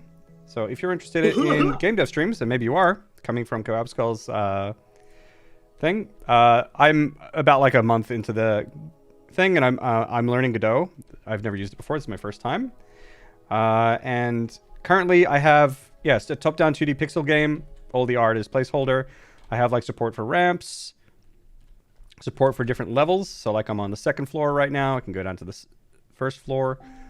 from here, underneath stuff here, you know, I can go above it when I'm on top. I've been working on like a cutscene system, and it's very basic cutscene. So right now, this guy's gonna walk over here, and then pause for 3 seconds, and then say something. So I have a dialogue box here, and then I think I'm gonna spin around. Yep, here we are, spinning around, and then more dialogue. So that's just me playing around with a cutscene system. I can sprint as well. Yeah, that's what I've been working on.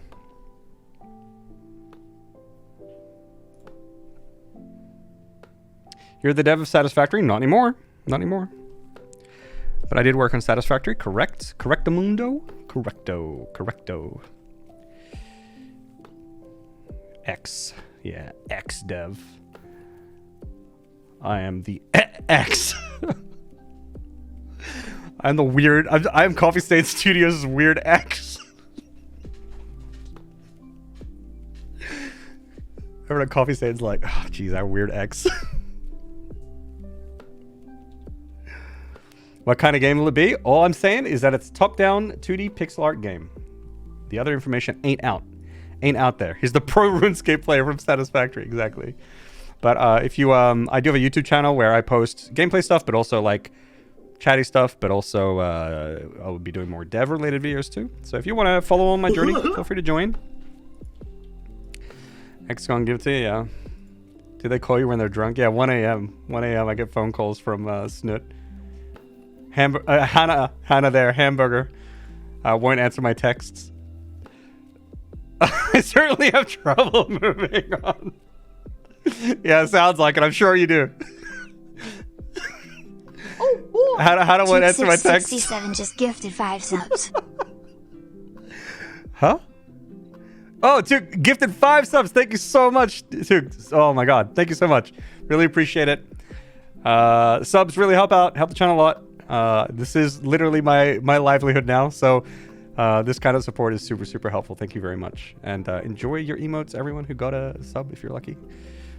Don't you expose me like that? Oh my god. Yeah. I'm sorry. I'm throwing Hannah onto the bus here. I mean, actually, I think if we look at our DMs, you messaged me last. That was from stream the other day, but I was talking to you here on stream. Yeah. Yeah, even if you did something amazing in Unreal, starting with a new engine is like me trying to give a speech in Japanese after learning for a week. It's not going to be as well as my English. Yeah, exactly. But I've done... you weren't sub there, Emily. Okay, nice to have you on the channel. But I think a lot of the skills translate. Like, there's just some stuff that I don't really understand. And yeah. The other thing is, like, actually, like, systems-wise, like, a lot of the game is done systems-wise. There are still some things that need to be made, especially around like UI stuff. But I am nearing a point where like I was talking about before, there's some mini games I want to make. So I do need to work on those mini games. Apart from that, I think if I get a lot of art and I start doing level design, and we get a bit of music in there, the game is going to start looking... it's going to maybe start feeling like what it's supposed to, actually. I know it doesn't really look like it at the moment, but the problem is that I'm not an artist, so the hard part is actually making the art look good. But no drama is no fun. Yeah, exactly. I'm just farming drama on live on Twitch. I don't know. I'm doing it. Just farming drama. Yeah. Alrighty, everyone. I think I'm gonna... Pixel art is still art. Of course it is. Pixel art is still art. I'm saying I'm not an artist. As in, I'm not an artist. I don't know how to do art. That's why I'm not an artist. Not because pixel art is not art. I'm just not an artist. But I will figure it out. I'll just throw my body at it. And it will be painful. These streams will be torture. These streams will be absolute torture for everyone involved. But it's the only way. It's the only way I can make my game. So it just is what it is.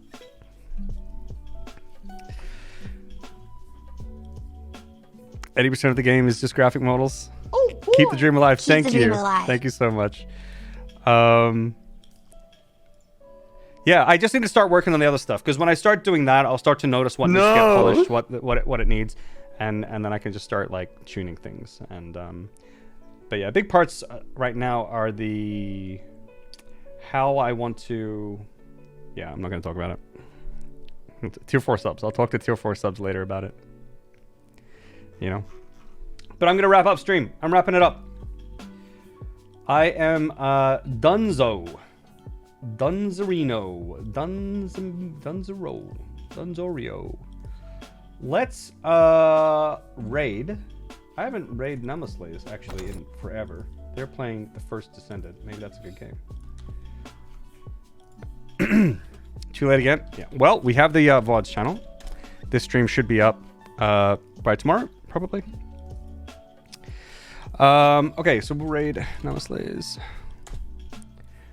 Okay, and we have a Discord as well. If you want to hang out between streams.